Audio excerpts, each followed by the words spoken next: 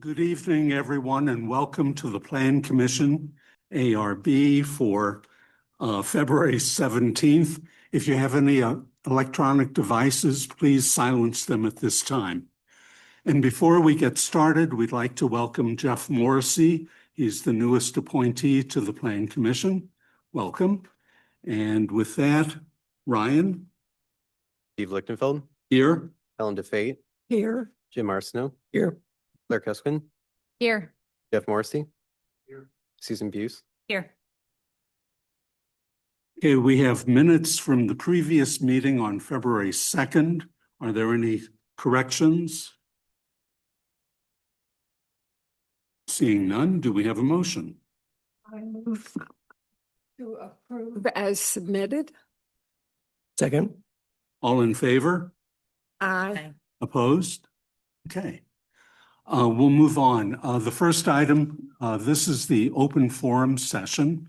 If anyone wants to speak on an item not on tonight's agenda, raise your hand, and if so, you should have filled out a card previously. I see no hands. No hands online either. Okay. Then we'll move on to new business, and that's 6500 Forsyth, both site plan and architectural review. So we'll begin with the staff report. Beginning with the site plan review. This project consists of about 224,000 square feet of the WashU South 40 campus and is governed by the South 40 Overlay District. It would see the demolition of several structures and the construction of a new dormitory with 600 beds, amenity space, and service spaces.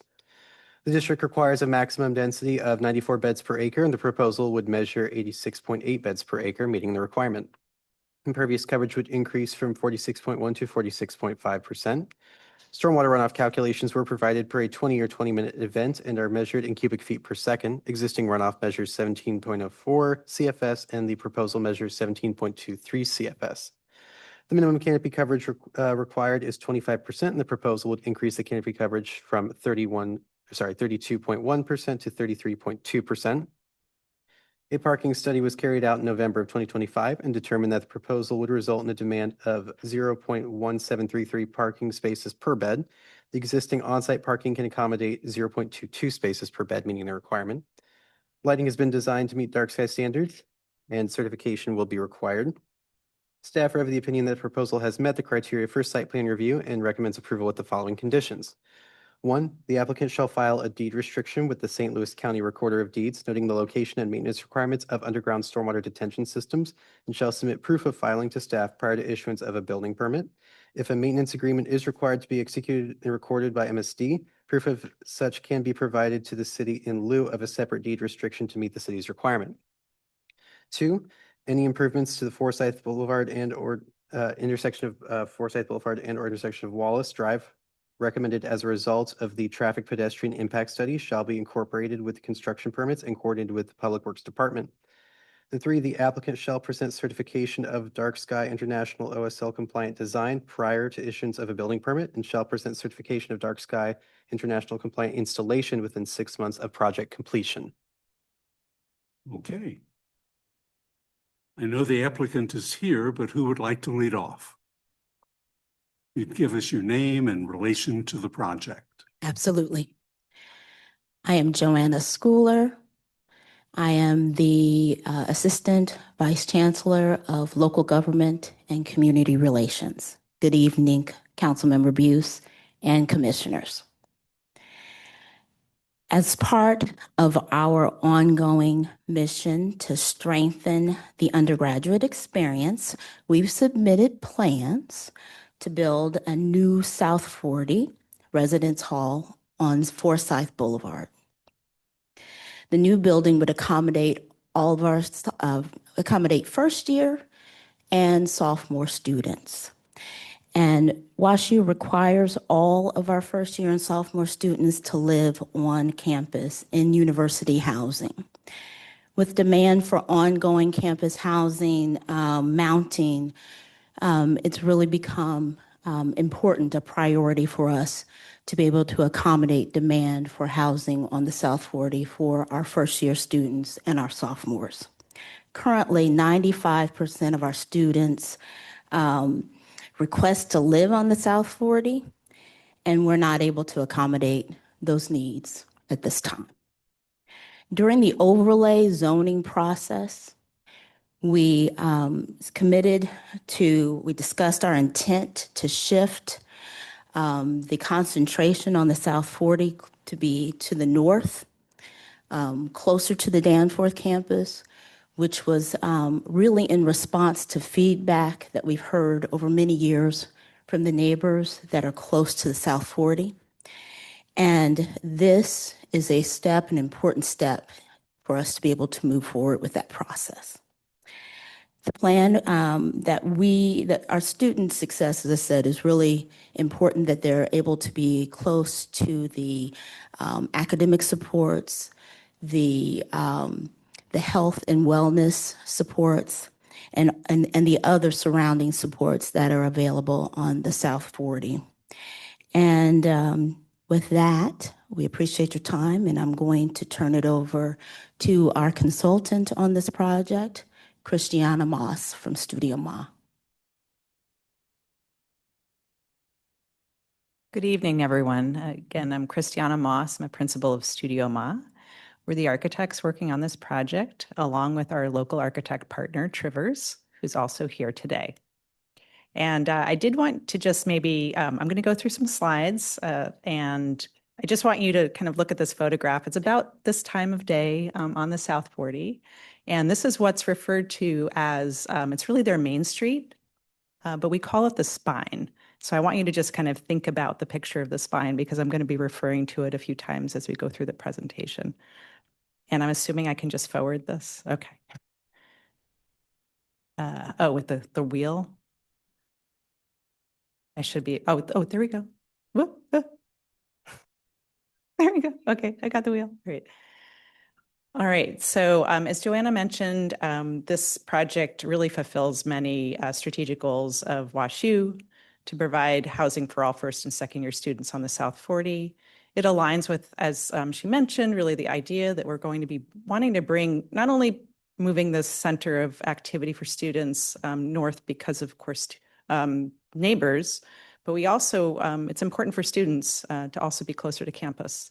The experience that they have right now is fairly disconnected, and their daily kind of, you want to call it, it's almost like a daily commute to campus, because it's a strange pathway that leads them to the campus. If you've ever experienced this, there's a tunnel and it's just kind of constricted. And so we're really doing a lot to improve that experience.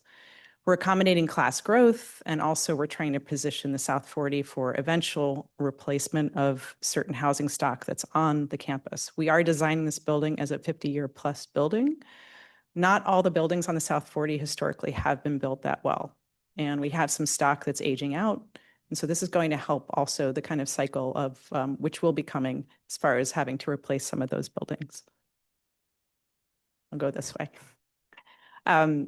This project is at the northeast corner of the South 40.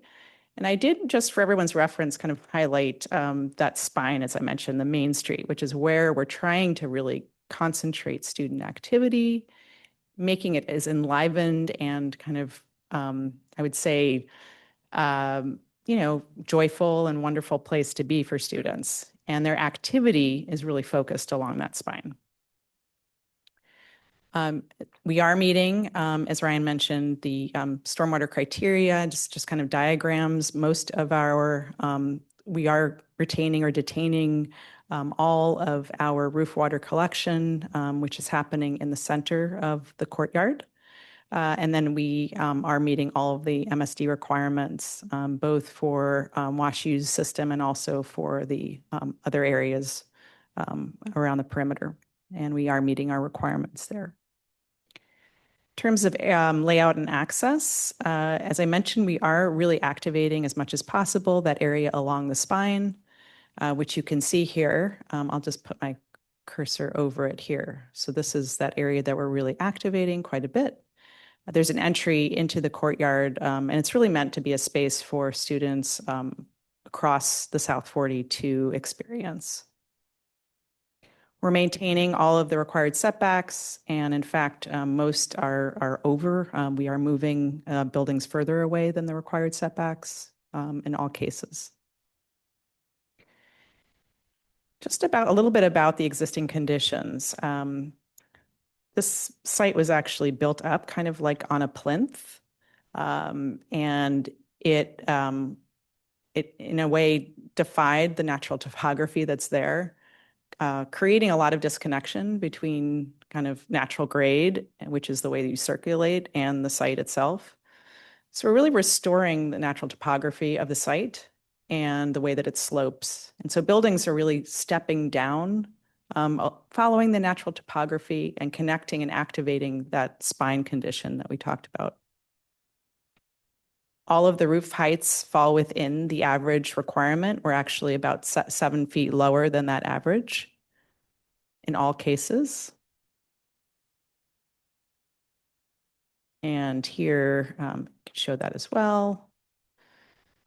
Our material palette is here before you, so you can kind of, if you want to kick the tires, and I can happy to bring up some samples if you want to touch them. But this is the palette that we've selected to really kind of work within the context of not only the South 40, but also the Danforth campus. So a lot of the material selections were inspired by its context in all cases. A little bit about the architecture. Its massing and scale are really inspired by and aligns with the South 40 structures. Its detailing borrows from the context of WashU housing and also the tradition of collegiate Gothic. The spine, kind of the ground level spaces, are really meant to activate the ground and create some activity and kind of open up along that spine condition, as we mentioned. The courtyard is meant to provide a variety of different spaces for student programming within the center of the courtyard. And the spine extension is really meant to extend to enable crossing both at the tunnel and also at the intersection more safely. And the Forsyth and Wallace edge condition is also enhanced by buffer zones to the street and the neighborhood. So this is a view of the condition along Forsyth of our project.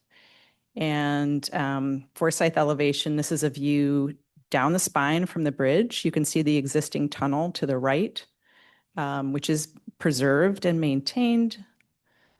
And you just see kind of all the activity that's happening and we envision happening along that spine. This is a bit of a closer look along that area where we're programming a lot of those areas on the ground level.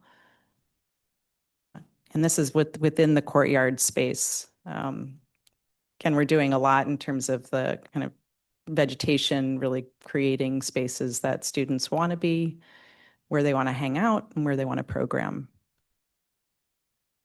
This is an area, again, along the spine where we have kind of a market, cafe, and other areas that are really meant to spill out into that activity along the spine for students. This project is really a bridge between the Danforth campus and the South 40. And in terms of its language, we're taking inspiration, as I mentioned, from both.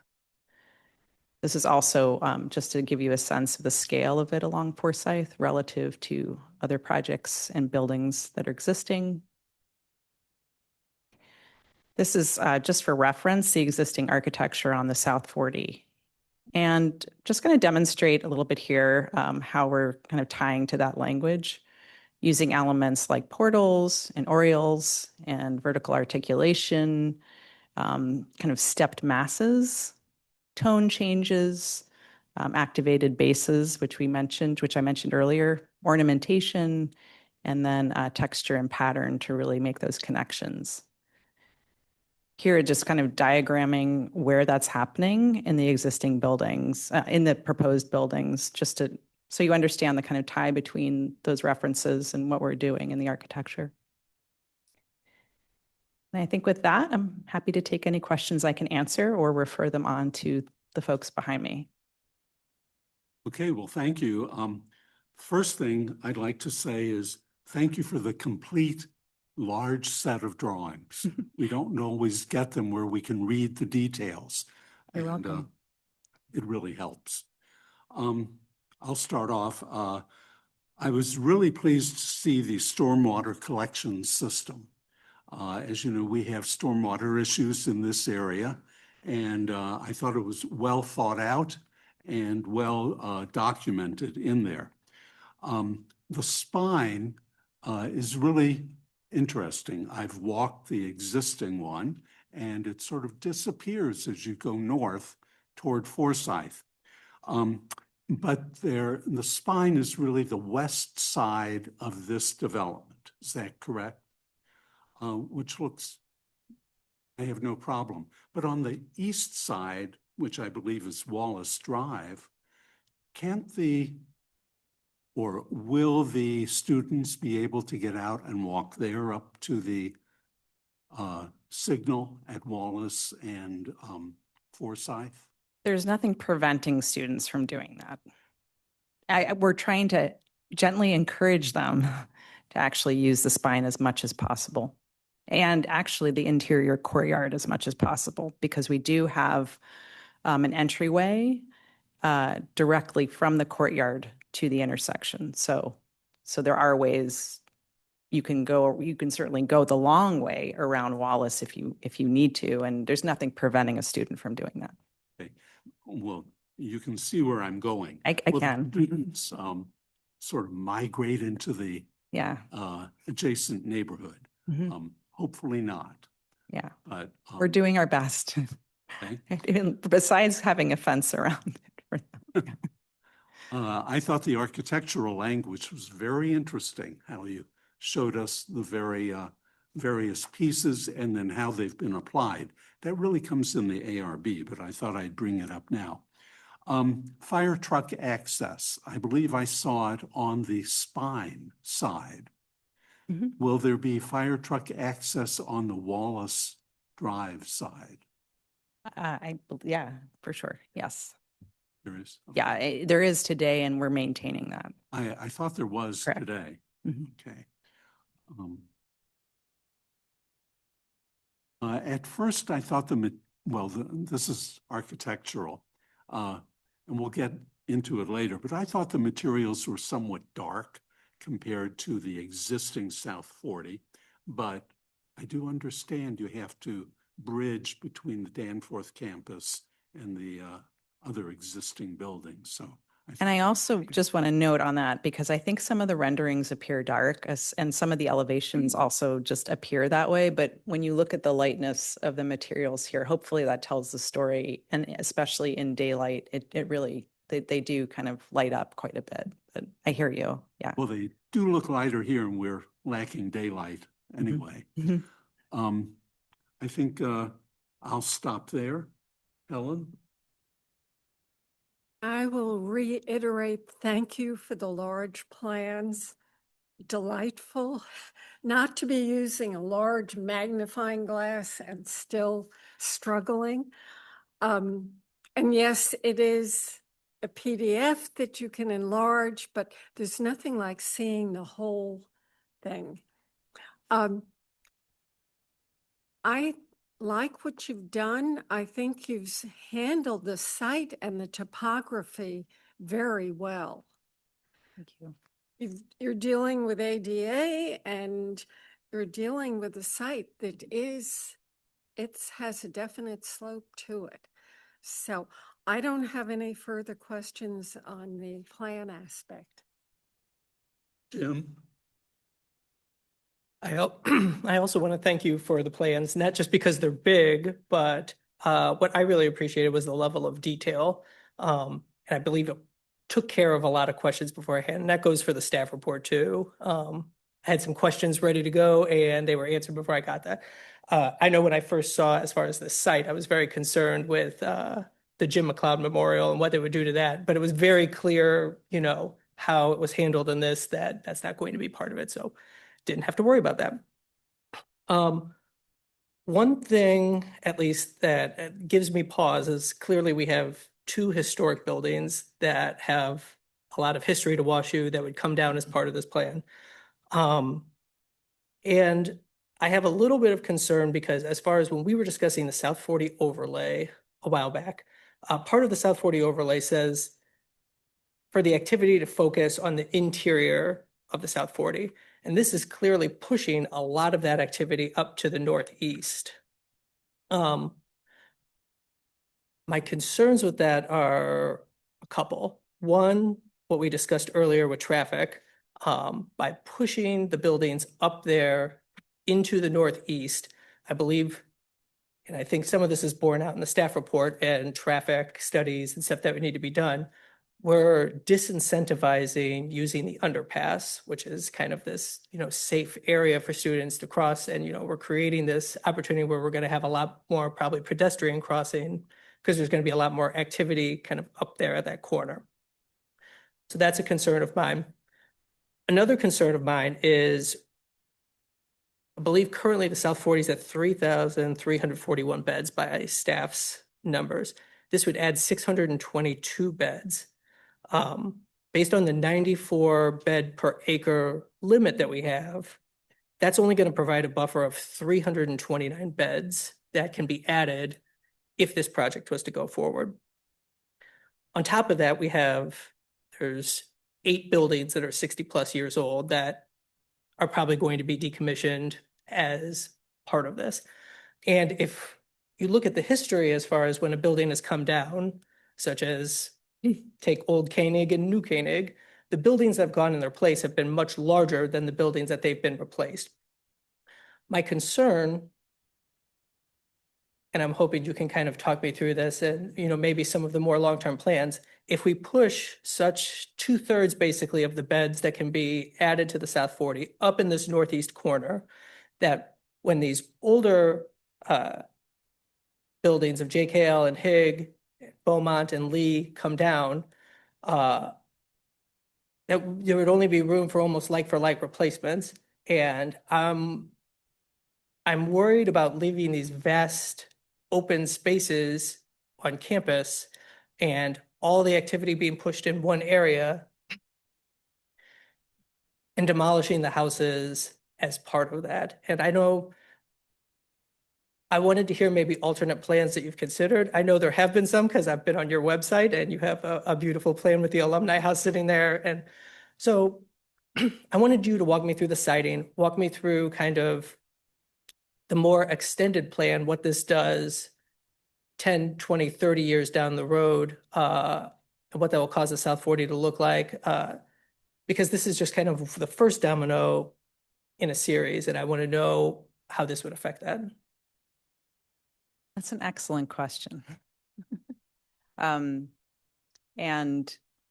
our work actually started, and when Brian said we've been working on this for about 8 years, we started with a student experience plan, which was actually looking at the whole experience of every student on campus and their daily lives, which included actually their academic lives, their kind of course, their residential lives, like what they were doing in between, the third space on campus, right? To kind of look at all of their different experiences. And it was very clear that there are so many kind of barriers and blockages to the flow of movement, north-south, that had to be addressed in some way. And actually, prior to our time, there were a lot of studies done on actual movement, on physical movement across the campus. Like, what was it called? We did a tracker. Yeah, the tracker. A people mover, basically looking at how people are moving. And under the best kind of urban design and design principles for movement, tunnel was a real problem because it restricts the flow of traffic, and you have bicycles, you have a lot of different things happening here, right? So making that just breathe a little bit, dealing with the intersection so that you're able to allow people to do that more safely, which is another part of this. And I know that's going to come up too. And the people behind me have an answer to that because it will need to be addressed. The idea is that we're trying to create more connectivity for the students in their daily lives. And we're trying to make it easier to really bridge that gap to Danforth, right? Because students, it's just a long kind of right now uninspired experience. And yes, Jim McLeod's is a, little spot is a bright spot on that trail, no doubt. The options were very few. I think particularly, and sorry, I know this is the same committee, but the choices and options are fairly few because there were proposals to have fields somewhere else. I want to say that. And not being able to do that didn't give the institution as much flexibility in terms of where this could happen right now. And we also can't remove beds. So there's a real conundrum in what you can do there. I will say a lot of due diligence has been done on those existing buildings. And in terms of research and like making sure that we're salvaging, things inside of it and making sure that the history is preserved. And so this was not done in a careless way. This was done with real intention and concern for maintaining that history. I will say that after a lot of research, the president only lived there for about 4 months. So as far as the legacy of what this means to WashU, it's not necessarily as important to at least WashU's history. And it's also not technically preserved. They're not historic preserved structures. So we are trying to be as sensitive as possible, but all of these things, yeah, I'd like to think that the architecture is paying homage to them as well. So I hope that answers your question. It definitely answers some of them. And yeah, yes, it does give me pause in the sense with the Alumni House being the whole reason the South 40 exists is, Robert Brookings and his donation in 1923 to do that. So it, as a university that's, proud of their history to, remove some of that history is, it at least gives me pause. I guess the second half is, I said, like, this is a domino and there's other dominoes that are after that. I know I looked and I know a lot has happened since 2018, but and I don't know if you were probably not part of the process back then, or that might have been just the beginning of the process, but I believe in 2018, the university filed an amendment to their conditional use permit to go up to 3,800 beds. And as part of that, there was a timeline that was laid out as far as. That's before my time, so I might have to point to Joanna. And I look at that versus this, and that was much more of a phased approach in the sense of, let's see, I believe first it said demolish Lee, and then a new building was going to be built between Danforth and Park, and then the demolish of Beaumont with both Lee and Beaumont, a new larger building going in that place. So that goes back to what I was saying earlier, as far as typically when buildings have come down, a larger building has gone in its place. And by going forth with this plan, it would kind of reduce the flexibility as far as how large those new buildings could be. So if we're concentrating 622 beds in the northeast section of this, what are those replacements going to look like when they happen and size-wise? And then what's that going to do to the composition of the South 40 overall? The focus here certainly is ensuring that we're able to meet the need that we've had for a long time in terms of getting those first year and second year students in the residential area, and certainly trying to make sure that the uses on the South 40 are residential because of what that does for the student experience, certainly. In terms of our long-term outlook on buildings, it's really, in terms of replacements, what we're looking at is something that would happen over a long period of time. And certainly, we know that we're looking at this area because that's where we have the ability to be able to place a building now. But we'll have a longer campus planning study to understand how we develop the South 40. We're really having the need to meet this need right at this moment. But a lot of the buildings that you're talking about, the life of those buildings will be over a long period of time as we look to to be able to meet the needs for students, for first year and second year students on campus. And sorry, Yeah, but I you're can fine. just, I will say that, I mean, the density as it's presented in the overlay is intended to be the max. So I think that is the limit that's desired by the university. So I can say that with confidence. Yeah, I understand that, and I appreciate that. What I more worry is if we're basically incorporating all that density up in the Northeast when, we know these other buildings are coming down. We know I know there's probably some sort of plan in place as far as what that looks like and when that looks like. And my worry is by concentrating all these beds up here, it's locking in what's done in the future. I know there's Fonbon there too, and I totally understand that, Fonbon kind of arose out of the blue, and it's not necessarily that's something where active planning is. But if we go back to the process that this board had, where with the possible relocation of the ball fields that you mentioned, a lot was talked about the connectivity of the South 40 to Fontbonne to that site. I would assume the university would still want some higher level of connectivity between Fontbonne and so when I hear that, then my concern is if we're focusing all that activity up in the Northeast, what's going to happen at those connections to Fontbonne?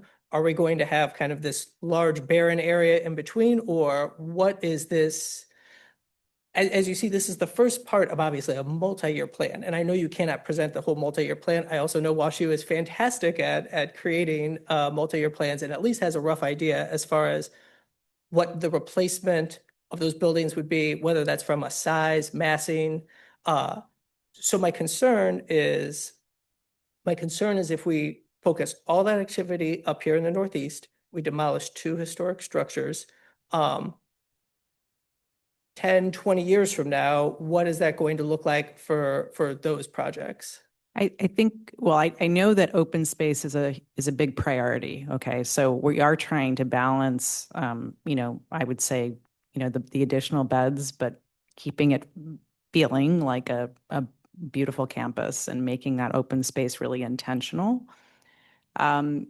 I will just note too, the buildings that are currently that border or bracket the spine that exist there now are actually as dense, if not more dense than what we're doing. So I just it's not like there's no precedence for this. And so if you want a sense of what it might feel like, it's pretty much like what's there in terms of the size and scale and scope of that, wanting to reserve as much open space as possible for recreational uses for the students. Does that, I don't, Yeah, okay. I don't want my comments to say that I think that the new buildings are inappropriate in any way, because I don't necessarily think so. I don't think they're overly large. I don't think they fit into the context. It's more along the lines of, this is step 1, and step 1 governs what happens at step 2, 3, and 4 because of the density limits that are on the South 40. And if you look at the older structures that have come down, the Liggets, the Koenigs, and then the buildings that have replaced them, they've been roughly, I'd say, a quarter to double the size, much larger. And I imagine there'd be some sort of footprint expansion there too.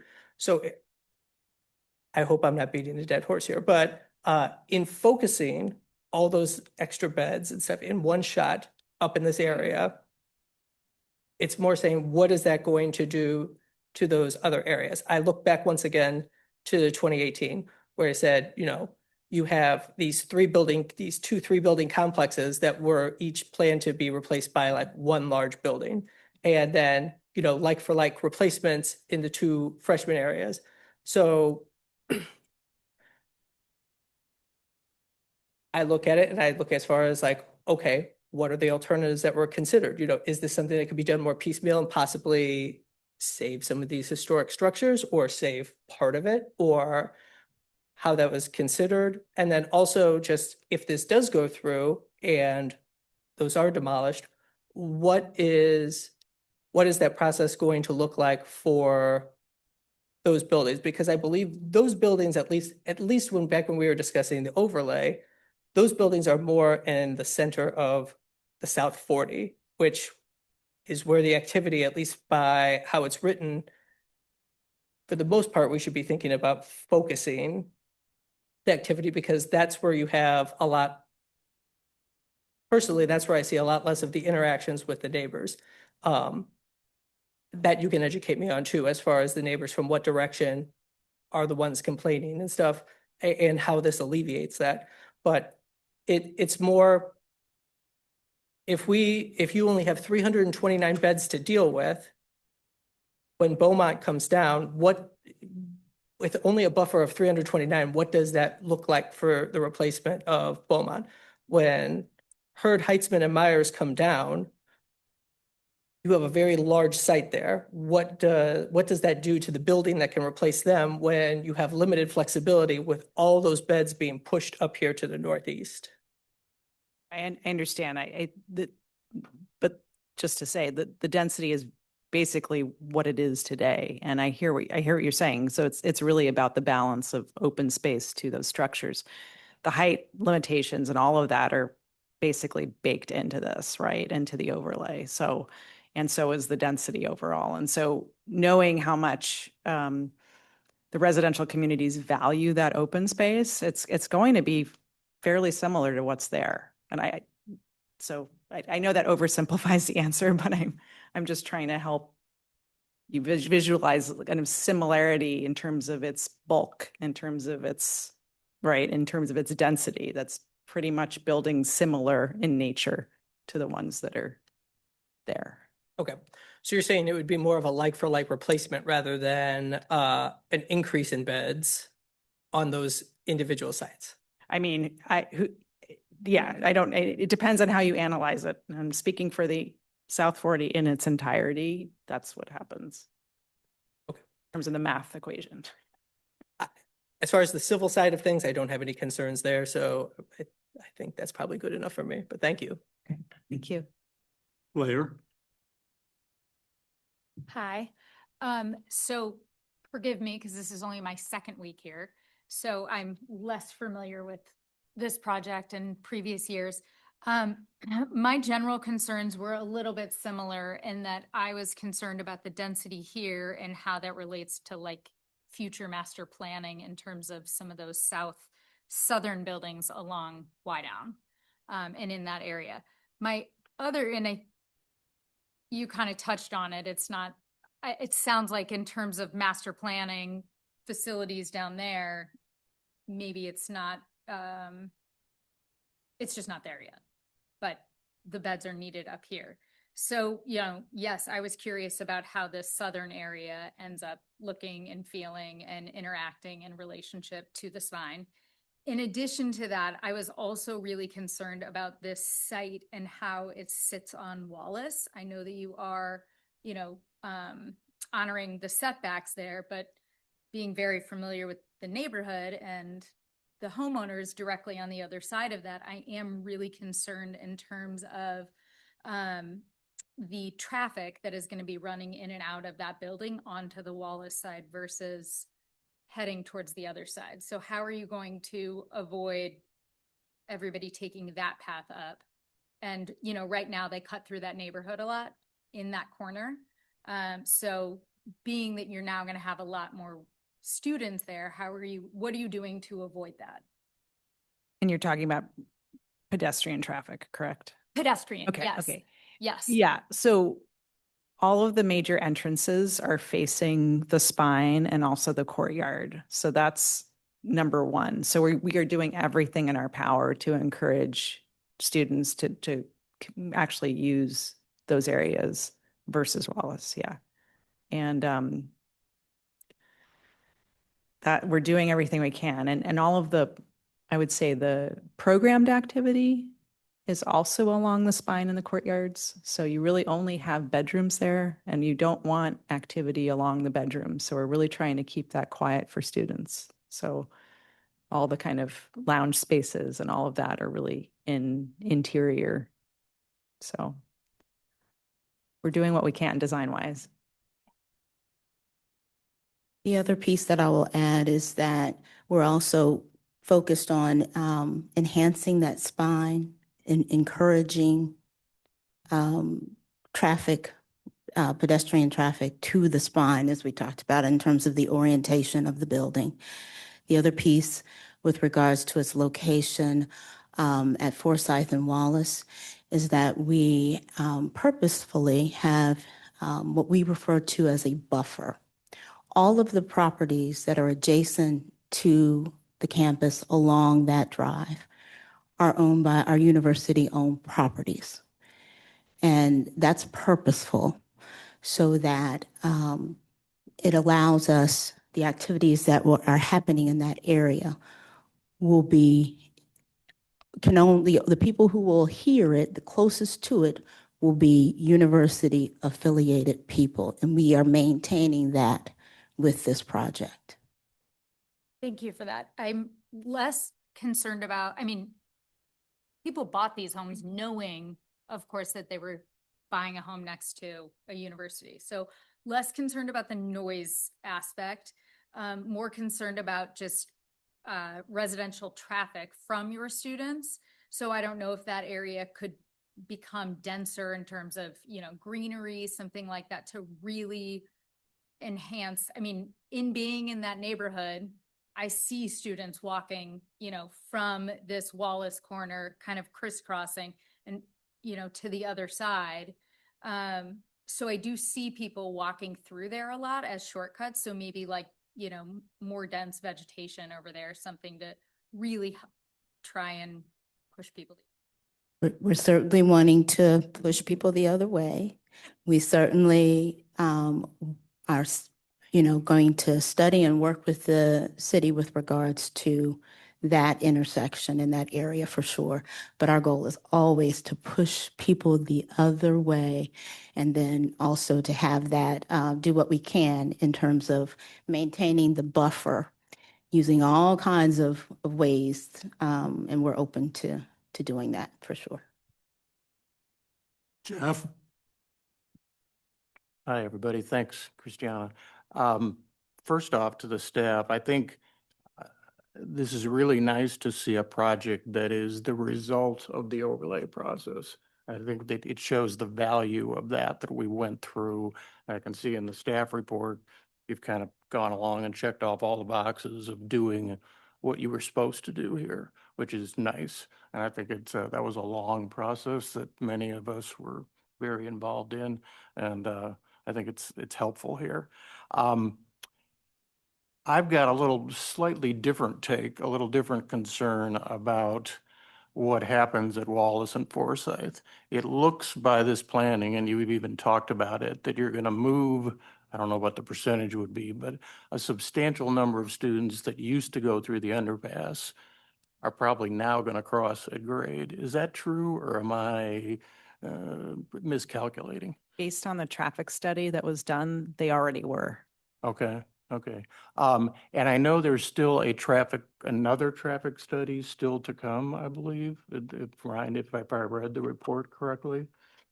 Yes, so there's actually our on-call engineers, CBB, have already been engaged to do a pedestrian impact study, in addition to some future larger corridor planning along Forsyth that will capture bicycle, pedestrian, and vehicle traffic. So it's a little bit of a connected but tangential path for that analysis that's going on right now and the lead time for that. So that's why we incorporated a recommended condition, and WashU understands that. And I think they also very much agree that whatever's the result of that study needs to be implemented for the safety and future development there. So that one will be ongoing.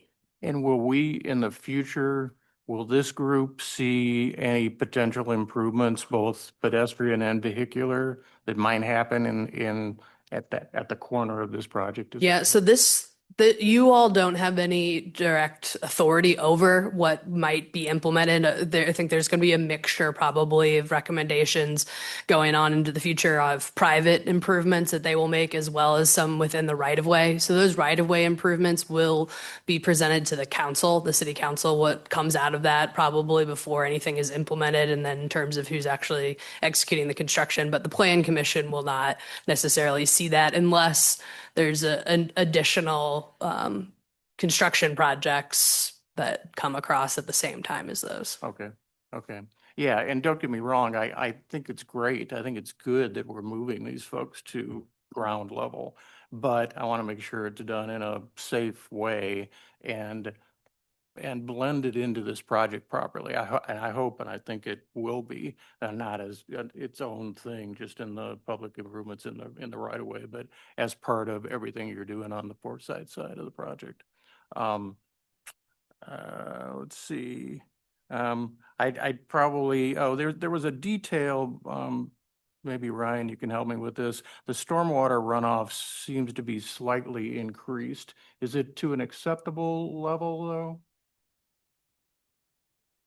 To clarify, whenever we evaluate stormwater at the staff level, we're looking at, are they providing some kind of mitigation aspect to any increase that could be there? So what they've provided on site here, which you can kind of see on this sheet, is that underground detention. They also have some connections with surrounding storm sewers. So whenever we did our evaluation, we looked, is that detention, is that storm sewer connection, does that mitigate that runoff? The determination was yes, that was sufficient to accommodate the increase in runoff. Okay, great. Good, I think that's all I have site plan wise. We've got a few architectural comments. I'll hold those till the second part. Thanks. Susan? Okay, I don't have much. I do have to comment, and I know that, Joanne, you've heard this before. In listening to the conversations here, sitting on city council, we hear a lot of hope that the bike paths, pedestrian traffic can connect downtown Clayton more with WashU, that we really are one community. And so when we talk about, cutting off and shielding things, I understand with dorms and with crossing at, the Wallace and Forsyth, that's a different issue. But in general, looking at us being, as you all being part of our community, there's a reciprocity there. You bring things to us, we bring a lot of benefits to you. And the more that we can take advantage of that, that would be great. If you would extend the bike lane down into downtown Clayton or something, that would be phenomenal too. The only other comment I really have is going through these plans. I have a lot of comfort in your sustainability pledges, the way you've done other development. What we're talking about, the water runoff, whether we're talking about the types of materials used, energy efficiency. A lot of questions that I might be asking somebody else, because of what you've done before and the commitments you all have made, hopefully that you will continue to stay true to those pledges. I appreciate the limited parking for students to encourage their walking and their biking, and also to stop the vehicle traffic in and out of that area, and also not dedicating the space to parking lots. So that's all I've got. Thank you. All of us are certainly curious about what Washington U is going to do with all the properties they own, not only adjacent to the Danforth campus or the South 40, but Fontbonne College, the former CBC on Clayton Road. But tonight, we're not here to debate or listen to any of those. Those are really in your hands for the future. What we are here for is the northeast quadrant of the South 40. And we'll see everything else in due time, I'm sure. Replacement of some of the old buildings further south on the South 40. But where we are, I think you've heard comments about how this would work. I think one of the main things that I felt from walking the site and looking at the drawings and listening to you is you're moving the mass of the students closer to where the academic center is. And having used that underground tunnel in my youth, I would say that was a very unsafe spot at that time. and is still an unsafe spot. So moving more students closer puts more activity there, and more activity should improve the safety. I think this is a very good solution to many of the problems on Washington used properties. And I certainly support the site plan, and we'll see how it goes. But before that, do we have anyone either in the audience or online, Ryan, with a hand up? You do, okay. Scott, do you hear us? I do. Can everybody hear me? Yes. Please Okay. give your name publicly. My name is Scott Schweizer, and I live at 708 Audubon Drive. I just had a couple of comments. Number one, there are a lot of the very high number of beds and the low number of parking spaces is going to create a lot of requests for Uber and access rideshare. And I'm just worried that that's going to bring a lot more, even though the number of parking spaces is limited, it's going to bring a lot more traffic to Forsyth and Wallace for that reason that's not really been discussed. So I think that's something really important to consider because rideshare is such an important way that people, particularly younger people and students, get around, that that's going to create a lot more traffic than maybe is being considered. And also additionally, just the site plan, the buildings being so close to Forsyth Boulevard, when you drive down Forsyth Boulevard, this is going to be the kind of entrance you see to WashU, and they're going to be much closer and give a very different perspective from what we have now, particularly from the more of an architectural, we can talk about later, but I think that's a really important consideration that's going to change the appearance for residents and students on entering WashU from Forsyth from the west. And I think that really needs to be taken into consideration because this is really changing that appearance, how close these buildings are to Forsyth, particularly the side of the buildings are just very blocky, and it's going to create an entirely different feel for anyone entering Forsyth from the west.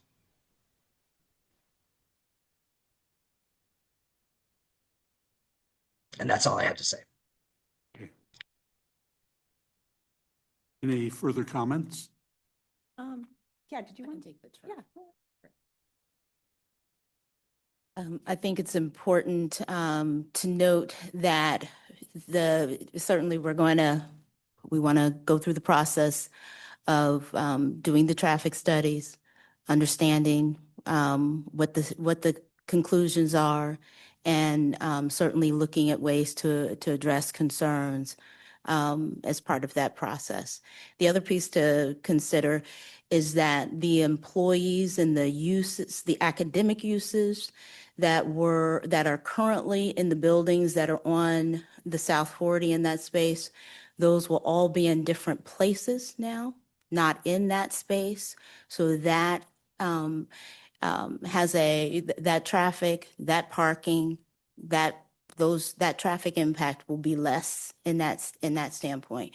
But absolutely, we want to work with the city to understand the traffic impacts and to try to address any issues and concerns in that with regards to any traffic concerns. Absolutely. Thank you.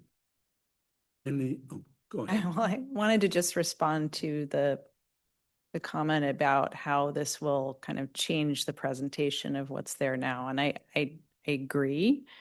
I do believe that it's in keeping with what's happening down along Forsyth. We've been very careful to be contextual in that regard. Currently, what's presented to Forsyth is really a parking lot. And this will create a sense of vibrancy that I really don't think exists right now. So I'd like to believe that this is going to be a really wonderful improvement. And I take the point that it needs to be acknowledged as kind of a moment when you see the university for the first time. And so I think we have been very intentional about that. Thanks. Any further comments from the Plan Commission? Jim? Yeah, I just have one more. I know you spoke to the citing and everything as partially a response to neighbor complaints. Can you talk about where some of where I guess the bulk of complaints are coming from now and how what those, I guess, what the complaints are now, where they're coming from, and then how this plan addresses those? For many years, certainly we have had complaints that come from concerns about potentially traffic, concerns about lighting and noise, and certainly the overlay process and by adhering to the overlay, those are all taken into account. The any concerns, and I will tell you, currently, I'm not getting a lot of concerns because we listen quite a bit to what the neighbors have said to us. But certainly, as we've talked about potentially adding more beds to the South 40, then the concern has certainly has come from the neighborhood that is from the Skinker Heights neighborhood, the neighborhoods to the immediate east of the campus. That's where the complaints have mostly come over years. Some on Wydown, certainly. We know there's a lot of activities. We have other institutional neighbors in terms of the school district. There's activity on Wydown, but in terms of concerns about the South 40, for the most part, those have come from the neighbors immediately to the east. Yeah, but I will say they know they have an open line of communication. They reach out, and right at this moment, things have been pretty good. Great, thank you. Any further comments? Oh, he did. I didn't see that. Scott? Unmute. Thank you. I just Comment? wanted to make one quick comment. I believe the architect, it's hard to see online, had stated that the setback was really consistent with other development going up along Forsyth. And to me, when I look at it, that doesn't appear to be the case. So I just wanted to clarify that. That doesn't appear to be the case. This appears to kind of set a new precedent, particularly on that side, with the height and the closeness to Forsyth of what it's doing. That would be a really important precedent to consider that we maybe don't want to set. And so that conflicted with what I was hearing from the architect. And so I just wanted to point that out. She was saying that, again, it's in keeping with what else is happening on Forsyth. And that doesn't appear to be the case. Thank you.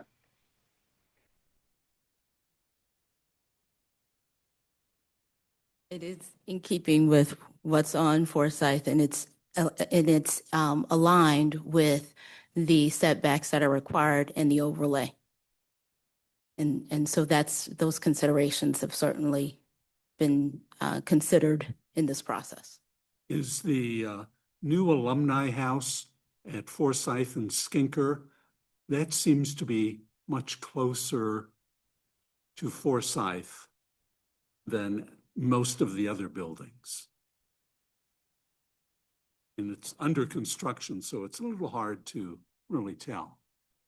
That building is, it's closer. That building is in the city of St. Louis, and certainly it adheres to the setbacks that are required there. It's as you know, it's not a huge site, and so certainly we're looking to do a lot there. But yes, I don't think it's that much further. It is a little bit closer, but that's one of the goals in this with regards to the requirements in the city of St. Louis in terms of the site. What many of us have noticed over the years or even decades that even the Danforth campus has been getting a little closer to Forsyth over the years. I don't think that sets a precedent, but I'm not too concerned about this. I think the way the building is modulated, it begins to cut down the massiveness of it on Forsyth also.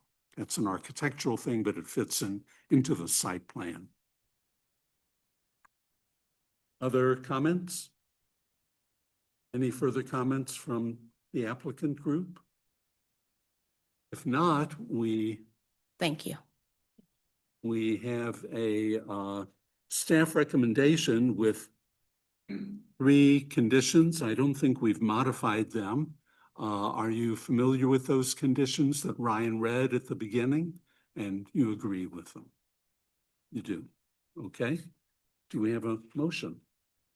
I move to approve as submitted with the recommendations of the staff. Second. All in favor? Aye. Aye. Opposed? Okay, we're halfway there. We'll move on to the architectural review at this point. Fine. Since the applicant has already gone over their architectural materials, I'll just clarify that staff are of the opinion that the materials are compatible with the requirements of the South 40 overlay and architectural review guidelines and recommend approval as submitted. Okay. Who's going to address architectural? Christiana? I did combine this into one presentation, so I'm happy to review anything over again if you would like. So perhaps we can take questions and then I can go back and refer to slides if that's helpful. You had a slide with all the materials. That's correct. Are they all masonry? Well, we do have some windows and we have storefront. You can see where we have glass. We have a little bit of wood accent that I don't know if we have in the box. Oh, we do. Yeah. This is wood accent at entryways.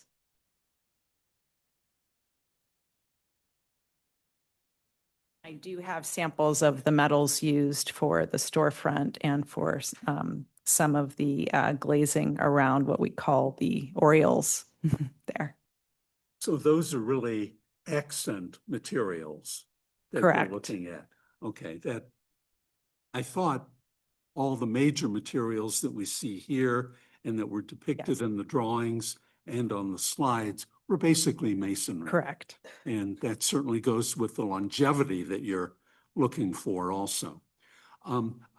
What I did like about the architectural details and the facades is I found a lot of little surprises there. We don't have a flat facade with punched windows. We do have some windows, but some of them have different surrounds to them. In fact, I think I even saw some that had a Juliet balcony on That's it. right, a Juliet Okay. balcony. And I thought that really embellished the feeling of this set of buildings being quite different from what we have seen over the years. It's a much richer look with the materials, with the breakpoints, with the glass corners, and all these little things. It's sort of like when you walk down on the Danforth campus, you see the gargoyles, and every time you're there, it's something new and different. I could go on and on, but I do like the architecture. Thank you, Chairman. That means a lot. I agree. I like what you've done. And I drive along Forsyth there a lot. And what is there now seems to be very weak visually. It kind of blends into the greenery. The buildings, the one building stands out with the parking in front.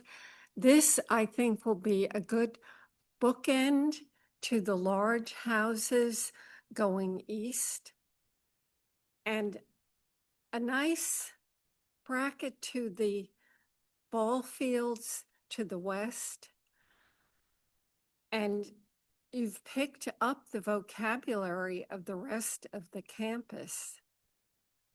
So I did kind of hesitate about the different bricks, but seeing them there is so much better than looking at a rendering where it isn't that close. It's kind of there, but not quite good enough, and we go with it. I think it's going to look great. Yeah. And you're, Looking forward to it. thank you so much. I do think that the materials, they all complement each other and they play together very nicely together. And that's part of that. We had done some studies initially where we were using one monolithic color and it just didn't work with the language and vocabulary of the rest of the South 40. And so thank you. Yeah, even the yellow and green glazed brick, that was kind of like, I don't know about that. But seeing it, it's not a glaring in your face. Yeah. So I like it. Thank you. Jim? Yeah, I echo the comments that have been made before. And I don't know if you want to go to the slide where you're kind of looking at the visual vocabulary of kind of like what's there and in this plan. I can just say, I think that slide was, yeah, I think this is very well done. And I'll be honest, usually when we see this type of thing, I feel like it's architects trying to, it's like, well, if you squint this eye and divide by 3 and see, it's pretty much what's already there. You know, almost like trying to get one over on an architectural crit. But I really do see the commonality here. And especially, I think that's very important when you talk about, you know, how important this spine is. And you're going to have basically this on either side. Because, I mean, obviously, if you look at some of the older buildings that exist now, you know, versus the new dorms, like it can be stark. So to see this fit at least so well with what's there, I really don't have any comments architecturally. So. Blair? I also really liked the architecture of the building. I liked the relationship between the new and the old. I personally didn't love all the colored brick or colors of brick. I see how they all relate to each other, and I can see how, I mean, it's almost like an ombre across. And maybe just in looking, you know, through these, I'm not seeing it. I see it better here, but I was struggling a little bit with just these sort of vertical color changes. I will say there's a subtlety going on and it's kind of more in the details there, but we have, maybe I'll look at a close up here to just show you. There's a way that we're overlapping. Where are the rendering? Okay, this isn't behaving. Oh, I wanted to go, let's see. Yep. There. I wanted to just pause on this for a second because what we're doing, we're kind of layering some of the colors too. So I would just say there are areas where the colors kind of interact with each other. And that's going to create this kind of interesting overlap between the two colors. So we're creating, I like to call it a sense of transparency or overlap of those things. So I think that there's going to be more subtlety in the interplay of these than what you're saying, this kind of blocky, you know, yeah, that there's overlap there and feathering of those two colors. So, because we had that concern initially. Yeah. Okay. Thank you. Jeff? I don't know, it's been said yet. I like that it's a modern building or a modern set of buildings. In a very contextual way. And I can see how you're trying to be contextual. I can see all the effort you put into breaking down the scale of things. I think the Forsyth elevation is kind of beautiful, actually, with its parts and pieces. The east elevation was scary to look at as an elevation, but in reality, with the way it steps in and out, I think scale change is being handled well on Wallace. So I really appreciate the effort. How did this is just sort of a detailed question, the roof color, how does the roof color compare to the existing dorm roof colors and the existing or nearby house roof colors? I mean, there is slate on a lot of the existing Danforth buildings, and there are asphalt shingles on Southport. I mean, I'd love it. I'd love it if it was slate, but I understand there's other things at play there. Yeah. Although the dorms have shingles, correct? Yes. The existing dorms. Mhm. And just are they similar colored, or did you change, or just a question? Yeah, I think we're being sensitive to, again, kind of bridging between, I think there are different colors being used. It's not consistent all the time.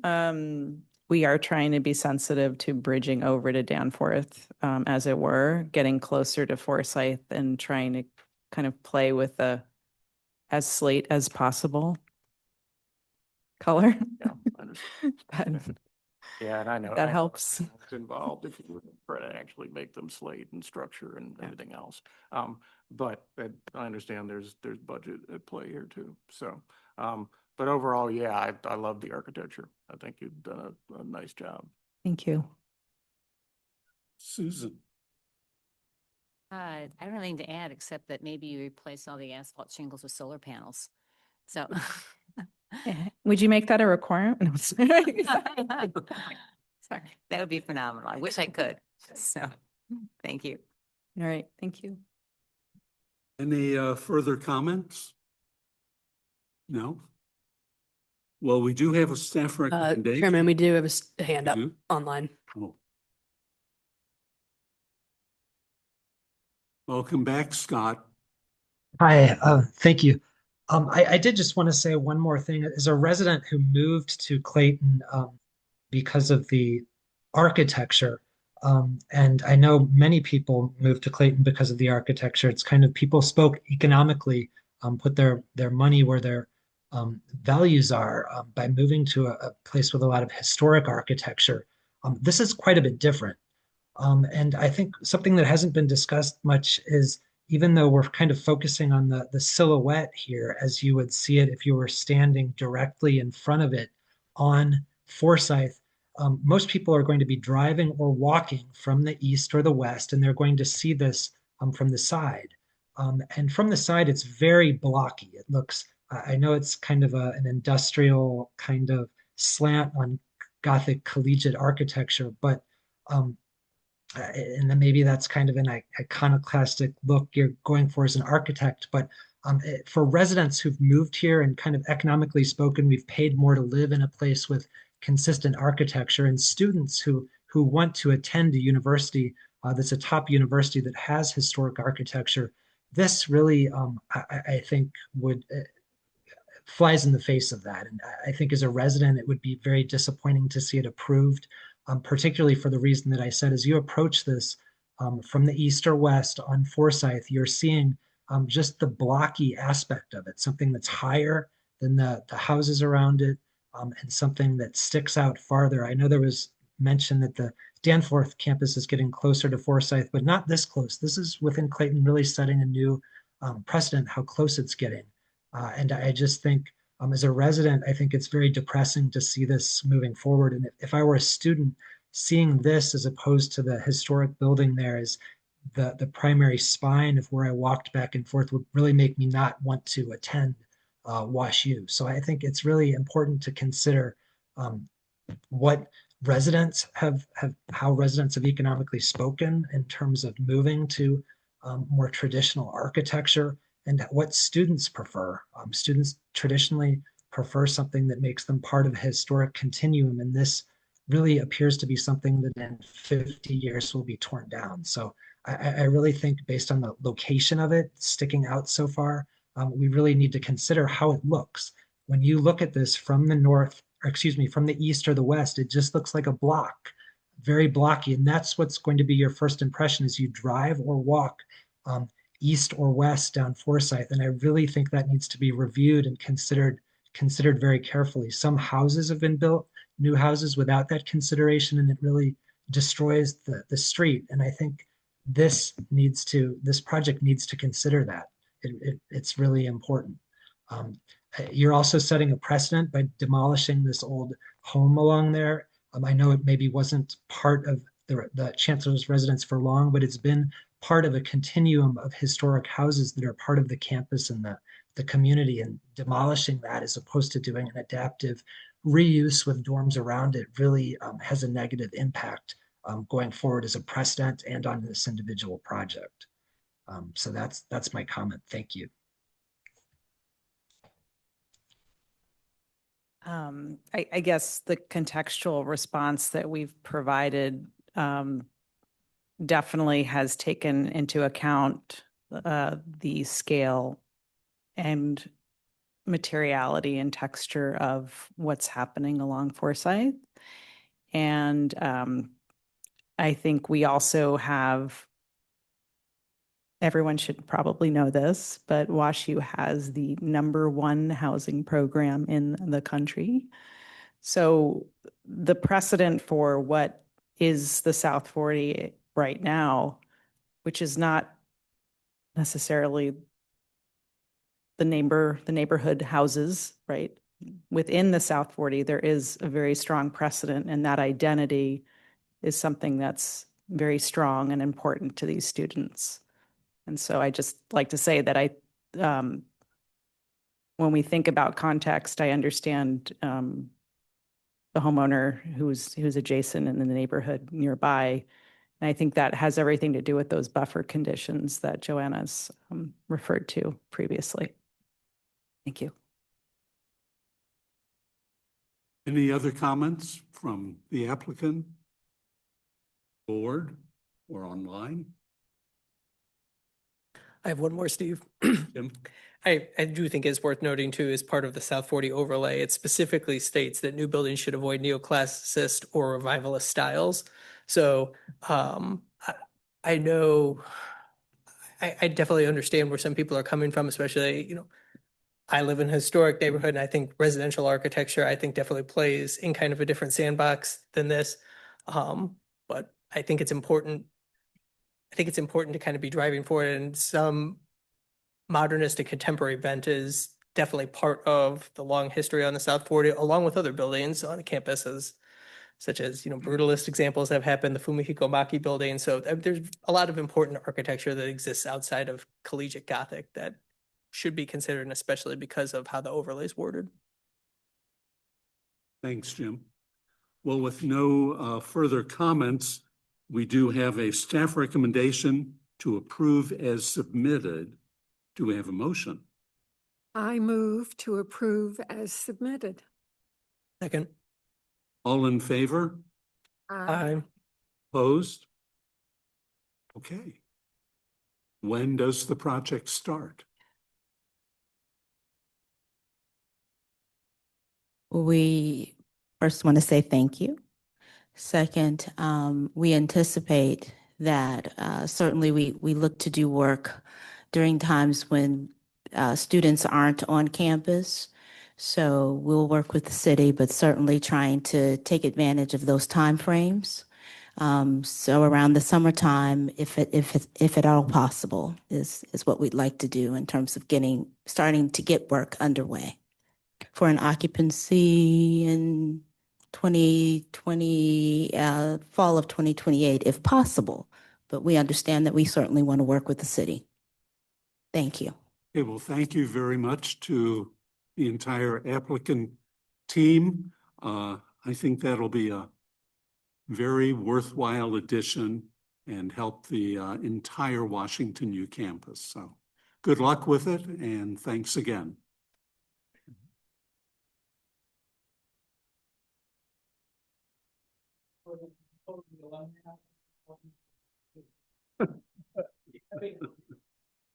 Don't worry, I got your number.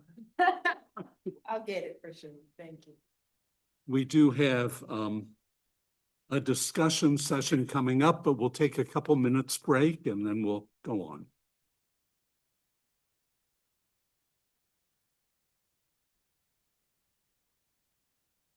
Yeah, you guys, we're just in a quorum, so you guys can keep talking if you want to, but, I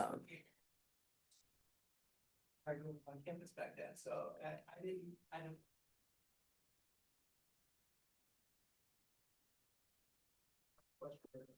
it is, but and I do think also if the resident is still online, some background for them. When we were establishing the overlay district that fits in with that, we ultimately knew one of the goals was to increase the number of beds on the campus. Yeah. And so very intentionally, the setback was somewhat reduced along Forsyth and increased along Wydown, so that within the different context, building larger buildings would happen closer to Forsyth, where the largest impact is on a road that's basically through their campus. Right, rather than having some of the increase of larger buildings to fill the density back on the south side. So it could be, as you're guessing, that a lot of the building scale that you see on the south end of South 40 is replaced with similar building scale.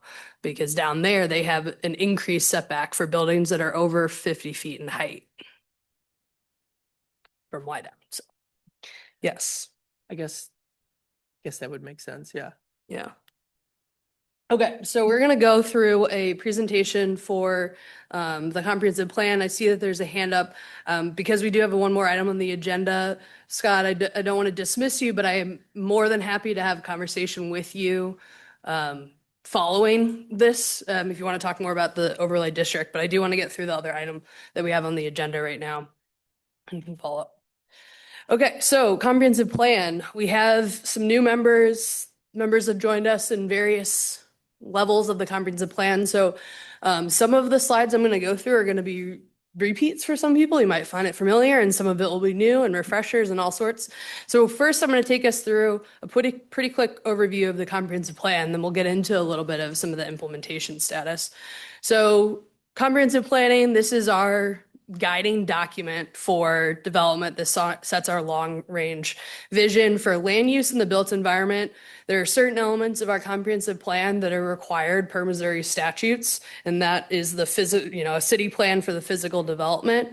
And that city plan per Missouri statutes is adopted by the Plan Commission, which is you all. So you adopted the plan, it was ratified by the city council, or at that time, the Board of Aldermen.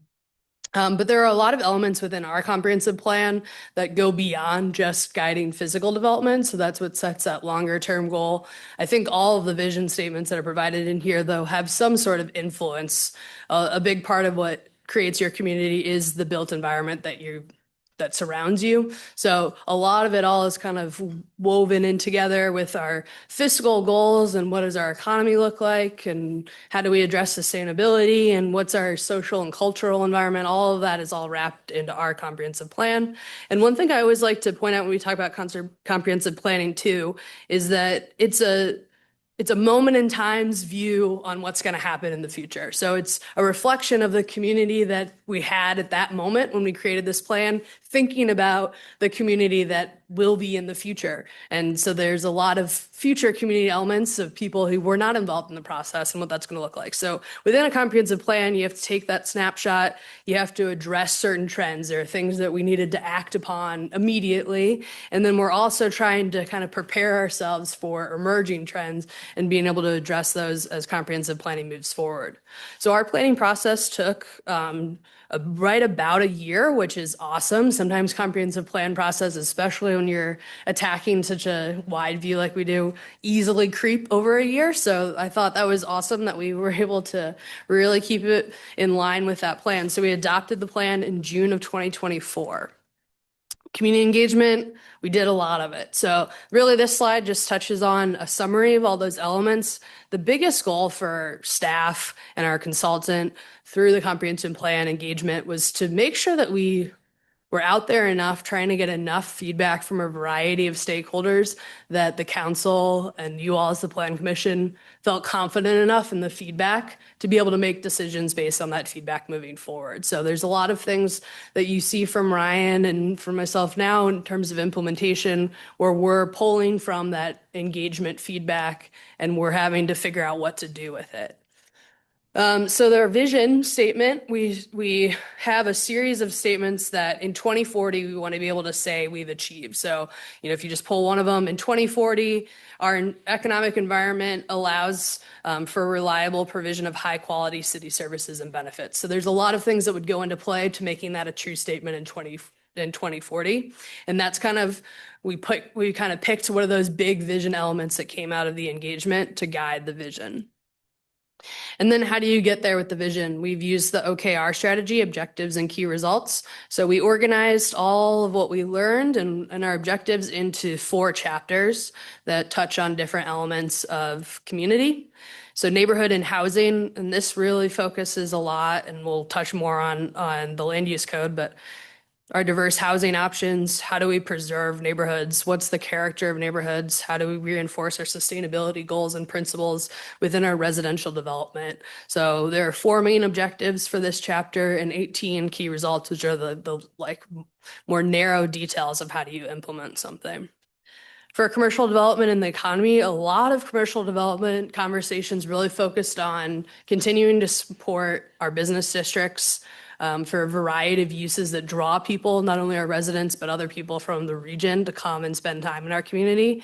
And then also really stabilizing our economic base. One of the huge takeaways from COVID and that time was some of our over-reliance on different revenue streams as a city, and what position does that put you in for unforeseen health issues like a pandemic. And so there's a lot within our commercial development that speaks to diversifying that and really trying to stabilize our different revenue and commercial endeavors. Transportation and connectivity. This talks a lot about multimodal transportation. How do we support pedestrian use and bicycle use and connecting the different nodes of activity within our community? Transportation and connectivity is a little bit more of a higher level aspect of the plan. So when you talk about implementing these elements, a lot of it's going to fall back onto kind of the capital improvement projects and those larger projects within our roadways that we have to fund that will require additional studies and other elements. But at least we set our overall kind of vision of what we want transportation and mobility to look like for the community. And then the last one being community character. And this one was a chapter that tried to really catch and underline some of the conversations during the comprehensive plan about how does Clayton relate to the region as a whole? So how do we interact with our neighbors? What are our relationships with the larger regional goals of sustainability or other elements of just our cultural activity, more of the social elements of the community and what the priorities were for our residents. So the focus that I want to pull out is our land use code themes. So the land use code is the chapter that includes all of our zoning regulations and our subdivision regulations and overlay districts and what use can go where. But really the land use themes fall into 4 categories for most of what we heard. And there's definitely a focus of, we heard this term a lot. So there's a term, we heard a lot about commercial districts of vibrancy. People want vibrancy on the streets. And then when it came to residential districts, everybody wanted to protect character. So there's a little bit of, in these themes, how do we tease out what those 2 words actually mean? And how do you relate those back to regulations or policies or anything like that? So overview really quickly, our bulk and size category covers a lot from building transitions to your setbacks, to your heights. What does your density look like? And Ryan's been doing a lot of analysis on this category, I would say, recently with JS. So there's exciting maps and things to come your way from him. Design and architecture. So this is when you put your ARB hat on. So looking a little bit more at materials. And there was some talk about historic preservation, and that's an element that we've been evaluating downstairs. So we have the kind of audit, surface level audit that we've now done of all of the residential communities to get an understanding of what the character is. We did this surface, I would call it a surface level, because we did not go out and hire consultants that are actually historic preservation experts or anything of that nature. It was really internal to figure out what our ground is. Environmental impacts is a huge one. Stormwater and lot coverage, we just adopted that. So we've really addressed a huge chunk of that theme, environmental impacts, and tree preservation is underway and headed towards you shortly. And then attainability and affordability is another one that we continue to juggle and we'll probably have a lot of conversations about moving forward. The land use code themes can also really be divided into two kind of parallel pressures in terms of development. New construction, which can be really focused in a lot of neighborhoods have seen really high concentration of impacts from new construction, but we're seeing elements of new construction pop up in neighborhoods all over the city. And then we have this underlying aspect of preservation. So some of the codes and regulations will really address both. So understanding infill and how do we regulate that in its context and balancing some of the construction trends and the new requirements of codes with existing buildings. But some are really going to fall into one category or another. And I think an element that falls for both of these that's not on here is also that idea of attainable. So that was a conversation of attainable housing kind of came up with how do you protect the affordability, the relative affordability of some of our older structures, especially when we talk about rental market. So some of the apartments that you see in the Morelands, how do we support and enhance reinvestment in those existing buildings while not creating another level of unaffordable housing by pricing people out with that investment. So those are kind of the broad kind of two balancing acts that we have when it comes to land use codes.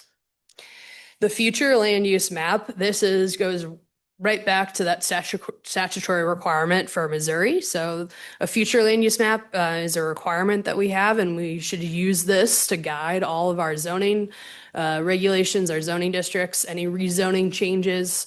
So this is what we tie back to for a lot of those land use decisions. The city is built out and has been pretty much for a substantial period of the life of Clayton as a municipality. So there isn't substantial areas or anything that would change from really the heart of what they are. The most substantial change that we had was redefining some of our commercial nodes from a standard commercial zoning to a mixed use. And that was really achieved with our latest mixed use non-residential development, our zoning district codes that we adopted. So treating those downtown as a neighborhood was a conversation in the comprehensive plan. How do we approach this as a neighborhood rather than just a center for business commerce? So that's the biggest change within the future land use map, but this is an important element that we need to make sure that we continue to be in compliance with or align with as we make our land use code updates. Also in the comprehensive plan towards the end, there's a character areas section that goes into a little bit more about describing the vision or almost like the vibes of different future development in different areas of the community. So this gives us a really high level sense of where we would want to concentrate density or height changes. There is not any number associated with this map. It's completely a relative scenario.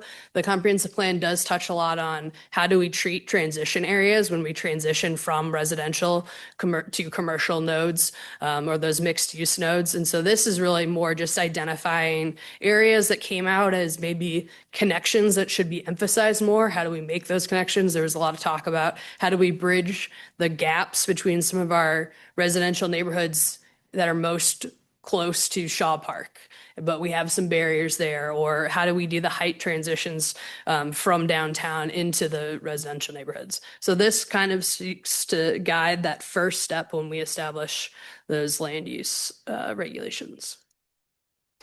So the implementation matrix, I'm not going to go through it side by side because there's a lot to it, but I'll just remind you how we organized it, which I think is important. This is a very important document for our annual strategic planning process with the city council to establish what our goals are. So we have each objective outlined on the page, and underneath that are all of the key results. So those are the kind of intermediate steps that we need to take to implement that to reach that objective. Each key result is then designated on how that might go back to one of those vision statements, the 2040 vision statement. So some of them are going to be a primary action. So there's a significant impact in moving towards that vision statement when we implement that key result, and some would be less so. So it's a more indirect impact. We also identified some timeline priorities, which change when we talk to the council every year. You know, things shift as we react to the market and then the responsible party. So this is overall kind of how we're going to try and reach those vision statements in 2040. So implementation, so we have that matrix. I would say most of our key results for implementation fall into 4 categories. Regulations, that's the best tool to implement your comprehensive plan and your land use goals, because this actually sets requirements that are enforceable. So we codify these. You know, you all go through a text amendment process and you make recommendations and the council adopts it into our code. So this is the most enforceable way to implement your plan. We are currently in the process of what will eventually be a full, but is a partial code rewrite. So we'll keep coming to you guys with sections of code to adopt as we go through that. Policies, these are often dictated through the city council, and they can be more forceful than guidelines, but they're establishing some sort of framework or element or process as to why we might rule one way or another when we evaluate or make decisions. Guidelines, you all as the ARB hat approach guidelines a lot. So most of the time they're not codified. We do have some guidelines that we codify within our regulations, but they tend to use wording of recommended or may or could, or, you know, some sort of strong push towards a decision rather than a shall or a must that you have in the regulations. And guidelines are really supposed to help direct our preferences in that moment during decision making. Rather than making the decision, we kind of express our preferences or our priorities. And then studies, I kind of mentioned it a little bit earlier, but there are some key results that are studies. We try not to in the comprehensive plan, just do an entire plan that then recommends that you do another plan. But there are elements that's unavoidable, especially when it comes to our capital improvement projects, other larger projects, especially within the right of way or within parks, and those kind of elements. So there are some studies. So implementation to date through this. So I highlighted a few keys that touch on multiple key results, but we did our executive summary. We did regulations to allow bars in downtown. The council adopted a incentives policy, a guiding framework for that, and they're working with the newly formed Economic Development Advisory Committee to flush that out even further moving forward. We now allow short-term rentals in downtown. You all adopted the mixed-use zoning districts to replace all of our commercial districts in our downtown overlays, which was a really big feat and project that Ryan led that implements so many of the key results. So that was a great one. And then we've also adopted the green space and stormwater management regulations for residential properties, and that went into effect on the 12th. So there's a couple of projects out there that have applied before that effective date that would be under the old regulations, but the big projects moving forward that you're going to start seeing are going to be under those newer regulations that were applied. And then because I did this little update, I wanted to also just remind you guys that the E-code, so online, all of our code regulations are online. E-code does only really do updates about quarterly, according to the city clerk. So there is delay with E-code with verbiage if you just go straight to a section that we might have already adopted. So they do have a new laws tab on E-code where you can go and you can look at the ordinances. And then what we've done is on the city's website, on the zoning regulations page, we have hyperlinks that take you directly to different sections of the code. If there's a section of code like the mixed use zoning districts that we've adopted that hasn't been reflected on E-code yet, and you'd have to go to their new laws tab to look at it, we've replaced that hyperlink. So instead of taking you to E-code, it takes you to a PDF of the active regulations. So there's a little bit of a delay there, and we're doing a lot of changes. So there's still a lot of references to Board of Aldermen, even though we adopted the charter that switched them to a council. That's the way it is. But I wanted to make sure you guys are all aware as you might look at the code for different items. So Unified Development Code, This is, I'm going to go through this really quickly. This is the code framework that we're going to use moving forward. So we're piecemealing right now to get into that framework, but it really is just a streamlined format for how we present and organize our zoning and land use regulations. So in comparison, right now, we have 7 chapters, and under the Unified Development Code, we will continue to have 7 chapters, more than likely. But how those chapters are arranged is what really changes. So we would estimate that going from our current down to the Unified Development Code, that we're going to go from 70 articles down to 44. So it's a substantial cut because it reduces a lot of redundancies that you find throughout the code. Those of you that were with us when we adopted the mixed use zoning districts recently saw this slide that Ryan put together. So under the commercial zoning and the overlays, we were looking at over 19,000 words. And in the adopted version, we cut that down to probably somewhere around 5,000. So it's really substantial streamlining using charts, tables, other things to present all of the regulations. So the next chunk will be hopefully doing something very similar with our residential zoning districts. I'm going to pause there because that threw a lot at you. I do have some slides that I went through the plan unit development. So this is one of our key results that we're actively working on with the council at their Friday session. I went through some slides and had a little bit of discussion about public benefit points. I have this prepared to go through it with you all if you want to stay and do this. If you would prefer to end the meeting a little earlier and I can bring this back, I just, whatever is comfortable with you guys. I thought I might take advantage of the shorter agenda if you're willing to stay. How does everyone feel? Do we need to focus on this at another time or continue tonight? I would continue. Yeah.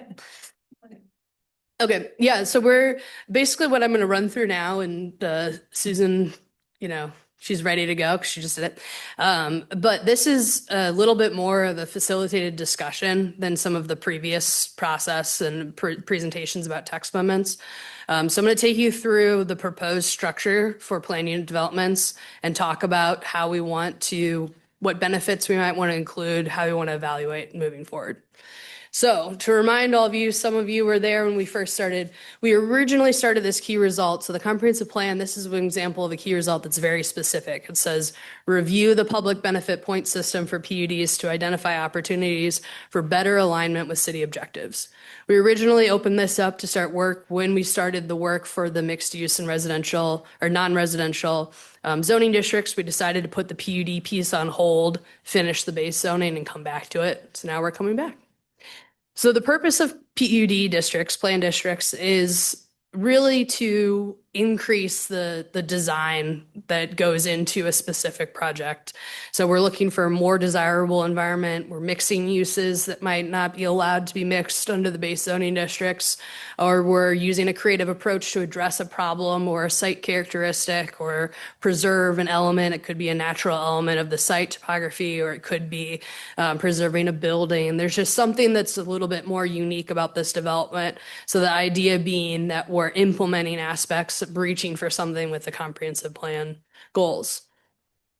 So reviewing where we stand today, common modifications that have pushed projects that you can see around, either that have been constructed or went through the whole process but were never constructed. A lot of what pushed them there is the minimum unit size, which I scratched off the list because we've already addressed that and it's no longer a requirement in the base zoning district.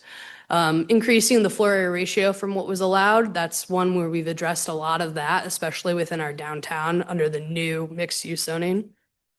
They're trying to decrease the setbacks or decrease the parking. So essentially what pushes people or has been pushing most people into the PUD process for us is that they're trying to build more than they could under the base zoning. So the project is usually a higher density than what was previously allowed. As I mentioned, we've addressed some of that with our new base zoning districts. And then the benefits that we see a lot of are where people pointing to architectural distinction and lead development and public art. And so the idea of the benefits is that you're supposed to try to create or achieve a more creative development than you would under the base zoning. Our current process is quantified with modifications and benefits. So to qualify for a PUD, you automatically start with needing 10 points. And then you add 5 points to that need category for every modification from the zoning that you're requesting. So a project that wanted to increase the floor area ratio above the maximum and wanted to decrease their setback would need 20 points to qualify to get approval. So the 10 base and then 5 for the 2 modifications. And then we balance that with our benefits by having 14 categories of defined benefits that have a point ratio assigned to them. So that would be assigned, and then 2 categories that left the point ratio to the discretion of the council. And for those of you that have been through the process, it becomes a little bit of a back and forth with a developer who says, I think that my aspects of the project fall into these benefit categories and therefore are valued at this number of points. And then you all make a recommendation as to what you value the points, and then the city council ultimately decides what the point value is. So it's a little bit of a back and forth with points. In evaluating this system, what we found was the existing benefits list, and especially the ones that were being most frequently used, are not reflecting the obvious priorities of the community. So when I went over that really, really quick overview of our comprehensive plan document, there were some pretty common themes that we can highlight that were really, we just heard about it over and over throughout that process. And those were not the common themes when you look at our points list of our current benefits of the PUD. So ultimately, we want those 2 to match. What we also found is that a lot of projects were duplicating lead points. So we require the project of a PUD to be designed to lead silver, and then we were also giving away a lot of points for elements of lead silver, which is not necessarily a bad thing if ultimately what you care most about is being lead silver. But that was not the biggest takeaway for the priority. There were a number of categories that weren't utilized by any project since the adoption. And then there were elements within the comprehensive plan goals that I'll go into a little bit more that I think could be stressed within the benefits categories. So what did we do? We've kind of done the column on the left, so adjust the base zoning qualifications. So the first thing that we did in evaluating the projects that have gone through the PUD system is evaluate what about that project fits with when the ultimate end development, to try and better shape the development regulations so that projects that just meet the standard development that we want for that area can go through under a base zoning district. Because again, a PUD should really be elevating some level of the project so we're getting benefits out of it, because that project is elevated beyond what would otherwise be achievable under the base zoning district. And we found feedback from the community identified that a lot of projects that went through the PUD process resulted in projects that are just expectations in terms of those being developed there rather than elevated beyond what people wanted to see. So we've adjusted our base qualifications, and now it's time for us to look at the benefit structure for PUDs. So the PUD structure should really guide development to what is the most important. I use the example of the flashing neon sign.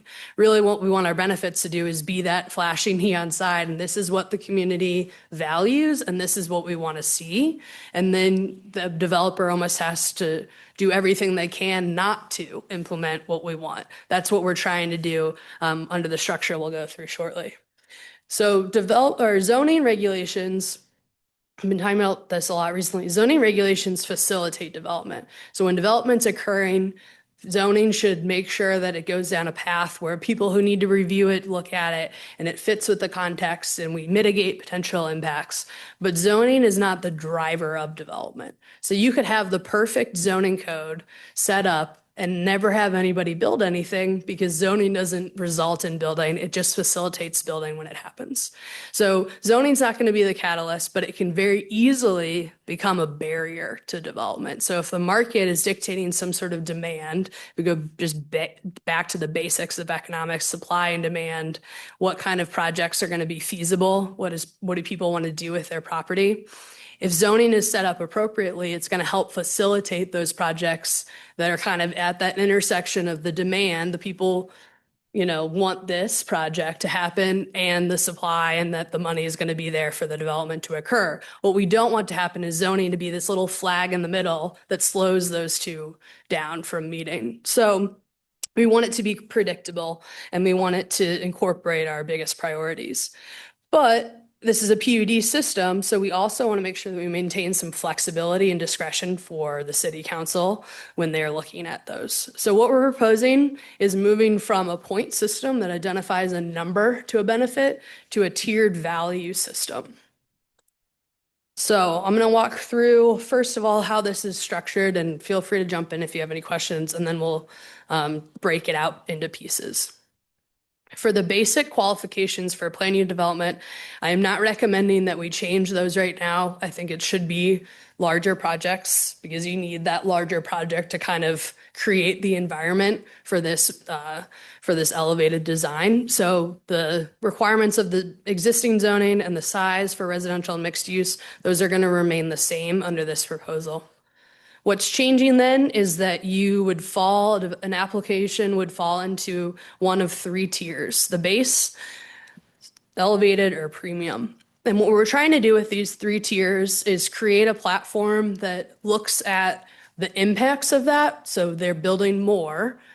We want to try and evaluate how much more they're building and what that might impact. So in tier one, those changes, the modifications that they're requesting don't impact density and would only be up to 2 standards are being modified. So an example of that might be that they modify a setback requirement. So it doesn't necessarily increase density, but it might move where a building is located on a site. So if they modify that, the impacts are a little bit lower than if you move up to tier 3, where they're modifying density to substantially increase their density, or they're modifying over 4 standards. So those, the number of standards that they're waiving or reducing would have a larger impact. The base requirement for any PUD that we are going to add is that you have to choose a benefit from the priority list that's set by the city council. So these are the ones that we'll go into kind of what does that look like, but they're the big ones. You have to choose one of these priorities. There's no way around it. And then depending on what tier you are, you're able to choose your additional 1, 2, or 3 benefits that are required out of those tiered benefit categories. So the idea being here that we're kind of trying to, similar to as before, we're trying to balance the impact of the modifications that you're requesting and the impact of the benefits that you're providing for this development. So I'm going to break these out into categories on the following page, but essentially what we're doing is we want to identify benefits that fall into the 3 different categories. Tier 1 benefits being either the benefits that we value, so we want them on a benefit list, but they're not as much of a priority for the community as a tier 3 benefit, so which we value at a higher degree. Or it could be some combination of a benefit that has the potential to be a less of an reach or an impact for an applicant. So something that maybe costs a little bit less for them to add on to a project, or doesn't really have the likelihood of substantially altering, whatever their design or layout of that site is compared to some of the other elements to reach that balance. We are going to maintain the requirement for LEED Silver, so that's already a PUD requirement that will remain. And then one element, if it's a mixed use project and they're providing a retail use, then we're going to establish some minimum requirements to be retail ready. What we found in some of our newer developments, people were providing retail because that's something that the city required them to do to be eligible for that development, but it was an afterthought retail that is not quite as marketable as other retail is. And so that's creating a little bit of a barrier in terms of them occupying that space. Can you go into a little, because I know that was something that was discussed with the city council. So some of the examples that make something retail ready. Yeah, so we'll have to work out exactly what we're going to put on the requirement of this list. A big one that we've heard about is the height of the space. So there's a lot of times these spaces are not built out like white box or anything. So if you look in the windows, like across the street at Bemis Place at the empty commercial, it's just a concrete box with nothing in it. So we want the ceiling height to be high enough that once they start adding any sort of mechanical or those types of equipment elements to the roof, the interior space doesn't drop too low. That's a big barrier. We've heard feedback from about the leasability of some of the spaces across the street. Another one that substantially increases the cost is just having the infrastructure in place. So where, if you're saying this is going to be a restaurant retail space, did you build in spots for the hood? Did you build in exhaust? Are there corridors for electric, mechanical, all the plumbing, all of those sorts of things? How is that going to be placed? We see that the tenant finish costs skyrocket when the development doesn't have that in place, and then they're having to work through how do we fit these elements in, the grease traps, all of those sorts of things. So one of the biggest pieces in the PUD is if part of what you're providing is that type of a space, then it needs to be ready for a tenant. So that's retail ready. Yeah. And then also the applicant will be able to propose an alternative benefit that's not on the list because we don't want to stifle that creativity. Sometimes great design comes out of letting designers do what they do best. So they'll be able to make a case to the city council if there's a benefit they believe fits on the list and goes back to implementing the purpose statement of planning new developments or the comprehensive plan. They would not be able to propose an alternative from the priority list, though, because that's one that's going to want to really intentionally set with the council as their top priorities. So then we break out into these tiers. So I'm going to go through, I have broken some of the benefits that I thought of going through this process into 3 categories. So we've got a group of design benefits, use benefits, sustainability benefits, and then we'll talk a little bit about the list of priorities. So I put on here on the left are some of the things that I was thinking about with benefits. And then on the right is a little bit of the feedback from the council. And I'm happy to provide these slides to you all so you can kind of continue to think on it. As I mentioned with the council, nothing's on off the table in terms of what our benefits might be right now. I think it's important to a little bit just kind of get your initial thoughts, what comes to mind when we think about design benefits, and then staff can take those thoughts and figure out how do we work that into an actual zoning code. I did underline one piece of feedback from the council is really understanding and better defining what the goals and qualifiers are of architectural distinction. I think that's come up before, but that's one that is an existing element of the PUD process that we hear people choose that category a lot, but I do think in order to help place that on a tier 1, tier 2, or tier 3, we can, work with ARB to help the council maybe envision what that means a little bit more. I was listening to some of that discussion too, and isn't some of that isn't some of that solved by the zoning discussion that we had earlier, later last year, where we kind of talked about some of the things that might make a building more distinctive than just like this glass rectangle, how in the code we mentioned step backs or, articulation of facades and stuff like that, without being like overly prescriptive and putting them in a box. But like, doesn't our zoning kind of give some examples for architectural distinction in those ways? I think it does, but I wonder if that almost reestablishes what the qualifications are for our base zoning. So what is our minimum kind of acceptable in terms of your architectural design? And then if you're claiming that as a public benefit point that's elevating your design from the basics, what does it mean to elevate it beyond that? And I think you make a good point though about over-regulating. This is something we kind of touched on with the council. Plan development zoning needs to retain some element of discretion that's placed on the council to review projects on a case-by-case basis.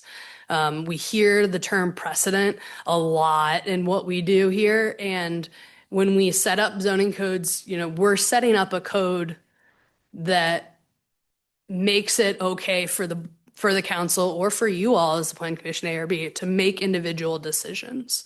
And somebody could stand up there and make a case that they're upset that you granted approval of a different project and why they might think they're the same project. but that doesn't mean you have to do it. So we want to maintain some element of discretion. So I think you bring up a good point. Is this a case of codifying what architectural distinction means, or is this a case of establishing a guideline of what architectural distinction means that's not codified, but is endorsed by you all and the council? I don't know. Yeah. So this is, yeah, you see on your screen where we're thinking. A lot of this is pulled from some of the existing language, which you can flesh out. I also want to give credit to Brian for the rooftop activation discussion that came out of us kind of just having a little planning division discussion about benefits and what makes things exciting or unique or different, or what are the trends these days that people are looking for. So this gives you a good idea of some maybe more achievable things. You're building a roof. Is it, how much more does it take to make that rooftop active versus having a fully below grade parking structure, which is very expensive and would substantially alter how you program the site and design a building if you're doing a fully below grade parking. So design benefits, what comes to mind for you all?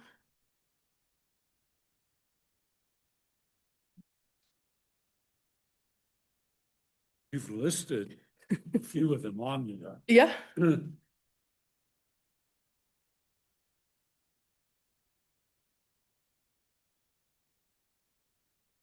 I feel like I cheated because I listened to the city council meeting the other day. So at least I've had 3-4 days to kind of churn through this and think about it. I know you had mentioned earlier in your slide, one of the slides was affordable retail. And I think that's something that really stands out to me is if you walk the streets, it's like, I feel like we have a lot of restaurants, we have, a handful of services, but we have very little pure retail.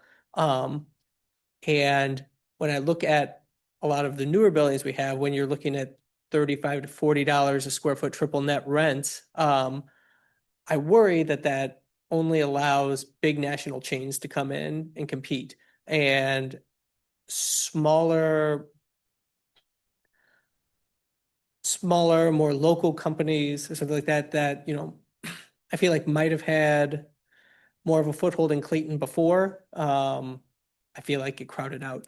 So especially in some of these bigger projects where we see retail just kind of languishing there, I wish more of an opportunity as a benefit to get to do other stuff. They would lower that rent barrier to be able to fill those spaces and then kind of diversify what we're able to have in downtown Clayton, especially. Yeah, go. I missed what the question was, but I would say that, so I apologize, but I would say that something that you touched on earlier in making these retail spaces more easily goal oriented, so that, if the HVAC is ready, if you have, different things set up, where your toilets are going, whatever it's going to be, does make renting spaces so much easier. And I think that is really key in having here. It's so hard after the building is done. So I think that that's a huge point that will help a lot of those things that we are missing.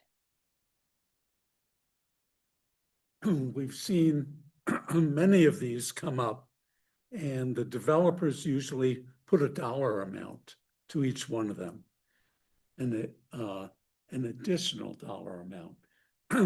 When I look at tier 3, fully below grade parking structure, I don't know if that could really be realistic in today's dollar arena, and possibly some of the others would never occur either. So yeah, I mean, it's hard to predict the future. yeah. So I don't know that's where, I don't think that anybody's necessarily going to pull that one. And I talked to the council a little bit about affordable housing. I mean, I don't know that there's a value high enough within the PUD that's going to result in somebody doing affordable housing development because of our PUD process. But it doesn't hurt to to put it in there as a priority in case somebody does. Yeah, I think we should always think at a higher level, Yeah, but also realize we may not accomplish. sure.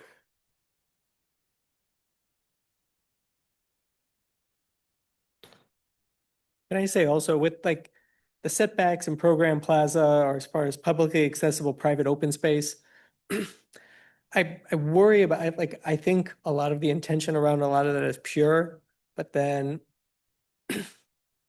it's almost as if a lot of these large projects kind of have like their own private space.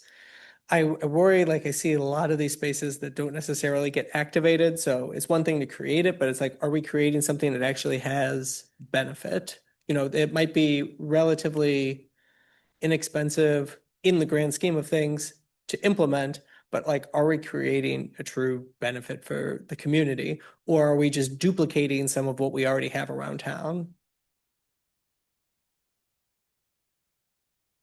That's a really important. Microphones. Oh, sorry. I think the setbacks, thank you, are really important. I think that, you know, now that we have a little bit more flexibility in Clayton in terms of like outside dining, putting tables out there, I think that's huge. And I think that some of the new buildings are doing that really well, which I think is really appreciated. So I like that one. I think we need to be a little stronger on listening to developers, because some of the words that they use don't really come about as a long-term benefit. They could say things like, we're giving a public open space, and then it's not really available to the public. Their sales pitches use flowery semantics at times that can be very swaying. And I think we need to be much more critical going forward than we have in the past. Good. Yeah, I'd agree, Steve. And I like the idea of picking from a priority list of, hey, you at least have to do one of these, and then we'll consider your next one, and is it really a benefit or not? I mean, having sat on the other side of the table, often the public benefits that are proposed don't seem to be public benefits at all, honestly. So I'm glad that you're codifying it a bit. Now, on the other hand, the other comment I was going to make about this slide, boy, I have a hard time trying to figure out what is architecturally distinct versus what isn't. And it's such a subjective category, and I may love something and you may hate it. And yeah, it's tough to put limits on distinction, I guess. Well, that's why we have 7 people here, and we have professional staff. And I think we can hopefully come to some reasonable conclusion when we do that. But we have some guidelines here that we can use. Yeah, I think that's one where it might be worth taking a bit of a risk and being more prescriptive in it. I hesitate to be too prescriptive because, again, I don't want to stifle someone's creativity, but I do think that we're reacting to a long time of buildings that have technically under a PUD been called architecturally distinctive, but then people walk around town and it's just a building that used nice materials. So it might be something that it's worth going a little bit further with. And then if we think we've gone too far, we go through the process and we change it. So Can we put limits on things that can't be used? Not things that should, it's like, okay, is stone good? I don't know. It depends how the stone is good. Is drive it bad?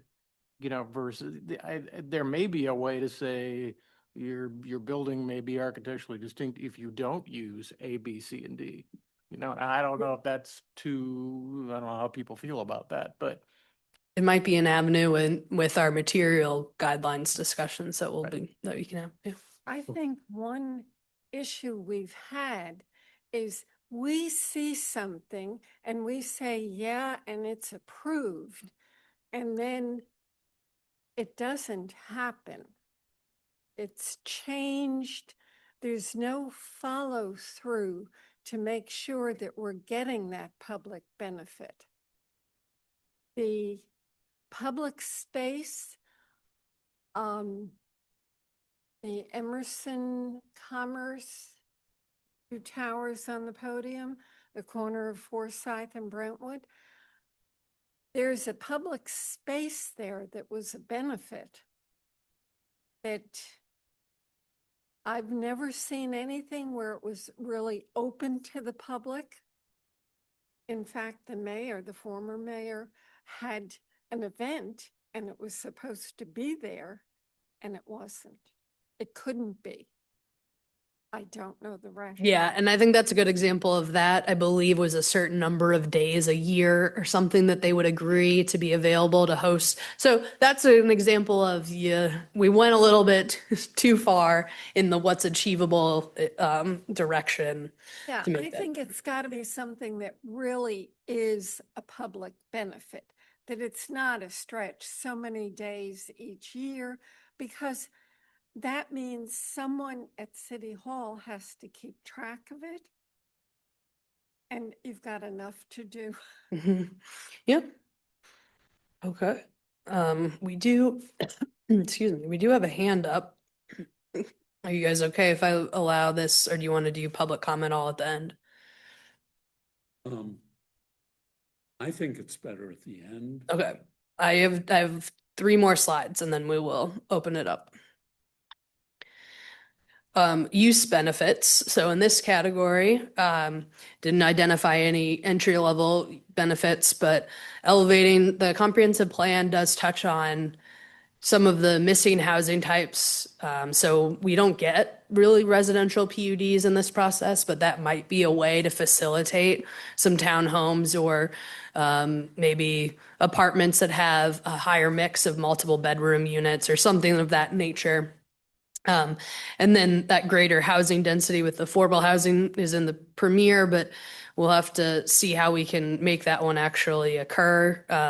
Entertainment, our consumer emphasis uses. This is a category that, so we have, if they're going to have retail or consumer emphasis use, then it has to be retail ready as a requirement. One of the benefits that we've been discussing is potentially ways that somebody could go beyond and contribute to a consumer emphasis area use or space by agreeing to have a lower rent for a number of years, or potentially covering the costs of some of those initial tenant finishes for that first user for certain types of businesses, et cetera. So that's one that I want to call out in case you have more on that topic.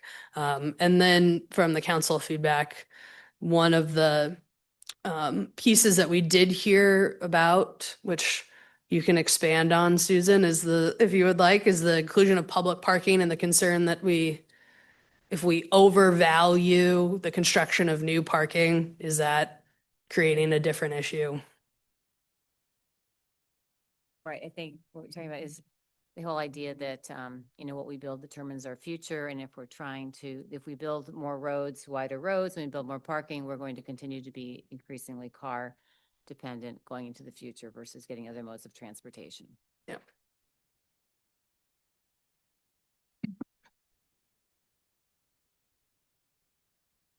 Okay. Yes. Go to the next one. Sustainability. So this one, EV charging is very common. That was an interesting conversation also at the council level. So under the current PUD, EV charging has been one where the council has used its discretion to value installation of EV charging higher than the 1 point that's currently assigned to it under LEED to try and get that going. But now there's a little bit of, especially with residential, is that kind of just a necessary to make your residential development compete with the market requirements by having that affordable charging or not. So that was an interesting conversation as well. But talking about some of those green infrastructure requirements, and then the highest level being, elevating yourself beyond LEED Gold or LEED Silver. Another one that I think that kind of came out of a discussion with some comments from Susan and Becky is with our benchmarking, because it's similar to what you were talking about, Helen. They kind of had this, well, how do you follow up with people who are doing some of these less tangible benefits? So they're kind of baked into the construction of the building and then the ongoing operation, but it's not something that you walking down the street, you necessarily recognize if that building is designed to lead silver or lead gold or anything else. And so how do you follow up? We do have a benchmarking that's in effect now for buildings that are over 100,000 square feet. To qualify for a mixed use PUD, you only have to be 50,000 square feet. So it could be that would be a benefit of them agreeing to be a part of and participate in benchmarking, even though their building doesn't automatically require that.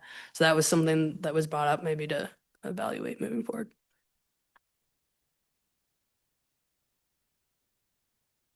Everything we're going through, it seems to me should be a working document going forward. It should not be cast in stone, but as we see things working or not working, we can either enhance or withdraw them. Is that true? No, so the way that PUD is set up, we do have to adopt regulations. So we can adopt them in a manner that creates some level of discretion. So I do think within our tiered system of benefits, there will be a mixture of some elements that are, more black and white. Did you achieve this benefit? Yes or no? And then there are going to be some that are at the discretion of the council. The case law for establishing that zoning, as long as we've established the purpose statements and we've established the grounds that connect the evaluation of that project, back to the regulations, the initial regulations and the goals of the project, that provides the basis for the council to have that discretion.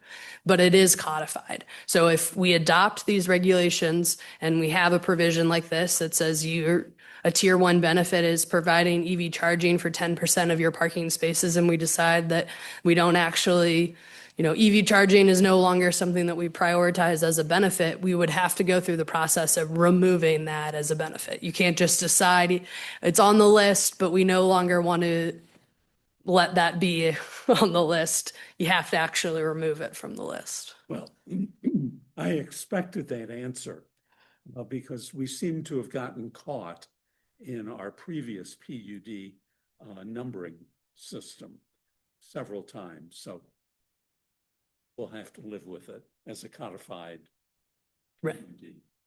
PUD. Anything else from sustainability? Yeah, I have a question. If you get provision of EV charging for 10% of your parking, do you have to do, and can that 10% of parking spaces be used by gas cars, or is it strictly electric? Because Electric car's not there to use it and there's an empty parking spot? yeah, I mean, if you've got empty spaces, do you as a developer have to build extra to try to, figure out how the country is headed? Are we all going to be electric or gas,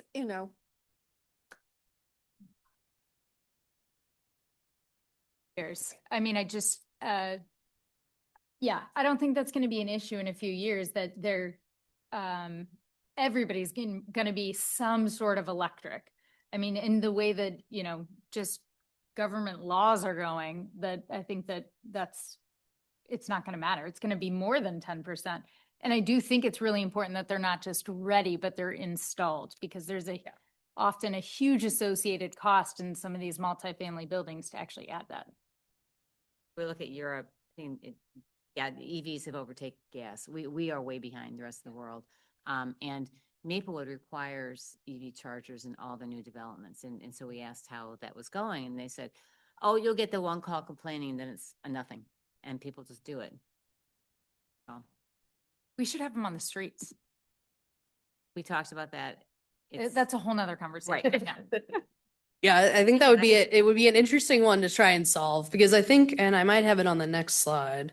Yeah, I have it on the next slide in the priorities because an interesting concept that came up was at Maplewood, or one of the communities you referenced is almost using that as a way to get people to come to their retail. So okay, yeah. Mixers debating, putting them in their commercial district so that people come and charge their cars while they shop. So, yeah. Right. So if you're looking to charge your car, come here and then get coffee. Webster has so many surface lots, Yep. so many places to park that I think they're in a different scenario, even though that is fantastic. It is. So there's some, evaluation here. That being said, let's throw everything at the wall and see what we can make stick as we actually draft the regulations. So then, since I went to the slide really quickly, priority benefits. So ideally, the list of priority benefits would have some level of a mixture of tier 1, tier 2, and tier 3 benefits. Just because if you're a tier 1 project, you have to choose a priority benefit and also can do a tier 1. So again, weighting those options from things that we think are important and priorities and might be easily achievable within a project without the developer doing much. It's okay if they have that option to choose a priority that didn't make them redefine their project to fit it, because it, again, is a priority we're valuing pretty highly, and so we want it implemented. And then a mixture of the ones that would, have to really be ingrained within the development that they're trying to do. So I think it's good to have a little bit of a mixture, and it would definitely be something we would have to evaluate at our annual retreat with the council to see, is everybody just choosing that really low, easier option? Well, then we need to adjust our list because we got a bunch of those. I will say, though, the number of PUDs that we get every year is probably not going to be that high. And, just, that's going to ebb and flow with the market. So when we put this list together, we shouldn't assume we're going to get a couple of PUDs every year pulling from the priority list. I think we should assume we're going to get one every few years pulling from that list. One of the issues, I think this work is phenomenal. I support it. One of the things that worried me was there were more PUDs because the base zoning was more difficult, but it's harder now to ask for the public art or something else because it's not a PUD. It already just fell right into the categories of allowed zoning. Yep. True. Any thoughts on priorities? Was that the final slide? Yep. So these are the general priority categories that I pulled from the comp plan. So if you have any other, yeah. Will you send this link out so that we can think about this, and whether Yeah. it's a week or whatever that you want feedback, Mhm. just let us know. Yep, absolutely. You sent a link to the previous presentation too? Yes. Thank you. When you send the link, is it going to be publicly available at this point? Everything is. So the link for the previous, I'll send you the link to our YouTube page recordings. So it's already up from the council discussion sessions already on YouTube.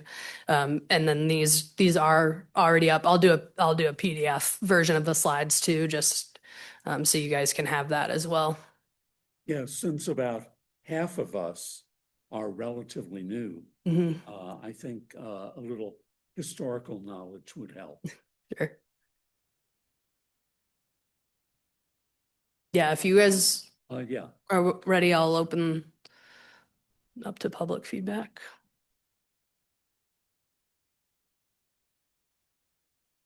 Scott, go ahead. Oh, thank you. I'll just be really quick. On the discussion, where talk about codified versus not codified kind of architectural distinctions in retail spaces. I just wanted to bring up there in regard to a lot of the kind of vacant storefronts, for example, the new Bemiston Place development and along Central Avenue, there are maybe 5 to 6 nearly identical storefronts in a row. I wonder if we couldn't add something about forcing distinction of storefronts, because we end up with kind of an urban version of a suburban strip mall, and it's just not conducive to kind of independent high-end restaurants, boutiques, salons, et cetera. They don't want to be just one in a strip of identical storefronts. And so in addition to the affordability issues mentioned earlier, having that kind of identical look of just a bunch of very similar storefronts kind of is a roadblock to getting high-end restaurants and other things that entrepreneurs might want to open who want to be in a unique place, not just one of 6 identical storefronts. I wonder if we could add something to kind of promote or suggest that the retail spaces that are built each one is unique with maybe different height, different setback, different material, different landscaping, just to create a unique look that's conducive to getting restaurants in. Because I don't think a high-end restaurant just wants to be one in a strip of six stores. Maybe you'll get a Subway or a chain, but you're not going to get really the high-end types of things that Clayton wants. So I think that's really important to distinguish that. And when you look at other cities and places with successful developments with the retail all occupied, it's not often a kind of 6 identical row of storefronts. So I hope we can put something in to codify that. And then in regard to putting in kind of code, I guess I'm wondering, when things are laid out, how do we ensure that they're actually followed in final approval? For example, the South 40 overlay district, we were just talking about, it's pretty clear about materials that kind of harmonize with surroundings, proportion, fenestration, patterns, kind of matching surrounding buildings. And what was just approved for WashU kind of goes against all of those in terms of having industrial cladding, steel, windows that are kind of not in a typical pattern. It kind of flies in the face of the surrounding architecture. It doesn't harmonize with it, particularly the north or the east and west elevations that are just blocks. And that's primarily what people traversing the street will see. So I'm just wondering what can be done so that when these guidelines are set forward, they're actually followed. So that it's not just kind of a group think, well, we like it, go ahead, but it actually follows, for example, in that case, what the overlay district prescribed in this new plan that we're setting up. What can we do to make sure that what's specified is actually at the end of the day followed in the approval process? Thank you for listening in today and your opinions. For the second part, part of what the council does is we've established the architecture review board and they appoint people to uphold those. So the council makes the legislative decision to adopt the code and whatever guidelines or requirements might be there. And then the architecture review board is given the authority to review the architecture of projects in light of those regulations. So I recognize that there is elements of subjectivity within architecture, but as we saw tonight, this architecture review board felt that the project met the requirements and regulations that were in place and was compatible, and so therefore it was approved. And that's the process that's taken for all of our architecture reviews. So, but I do appreciate your comments about the commercial stuff. So we will continue to kind of, I think, work with this board, and it will continue to be in public meetings. So I encourage you to follow along as we kind of try and tease out what that means in terms of some of our architectural distinction and all of the other benefits that we've discussed. So thank you. Okay. Any other comments from you all on this? Okay, great. Well, then I will, tomorrow, I'll follow up with the links to the previous Zoom meetings, PDF of this presentation on engageclayton.com, which is also linked to our city's website, is the page where our comprehensive plan engagement process took place that's now been converted to our implementation process. So on that website, on the Clayton Tomorrow 2040 tab of Engage Clayton is also where I continue to place little updates, links to meetings, PDF presentations, et cetera. So this presentation slides will also be placed on Engage Clayton for the public to access if they would like. So, all right, well, thank you all. Well, thank you for presenting it, putting it together, pulling it all together from all the other discussions and studies. Yeah. we need to put a little time in reviewing it. Yep. Any other comments? Okay, well, thank you, everyone. We are now adjourned.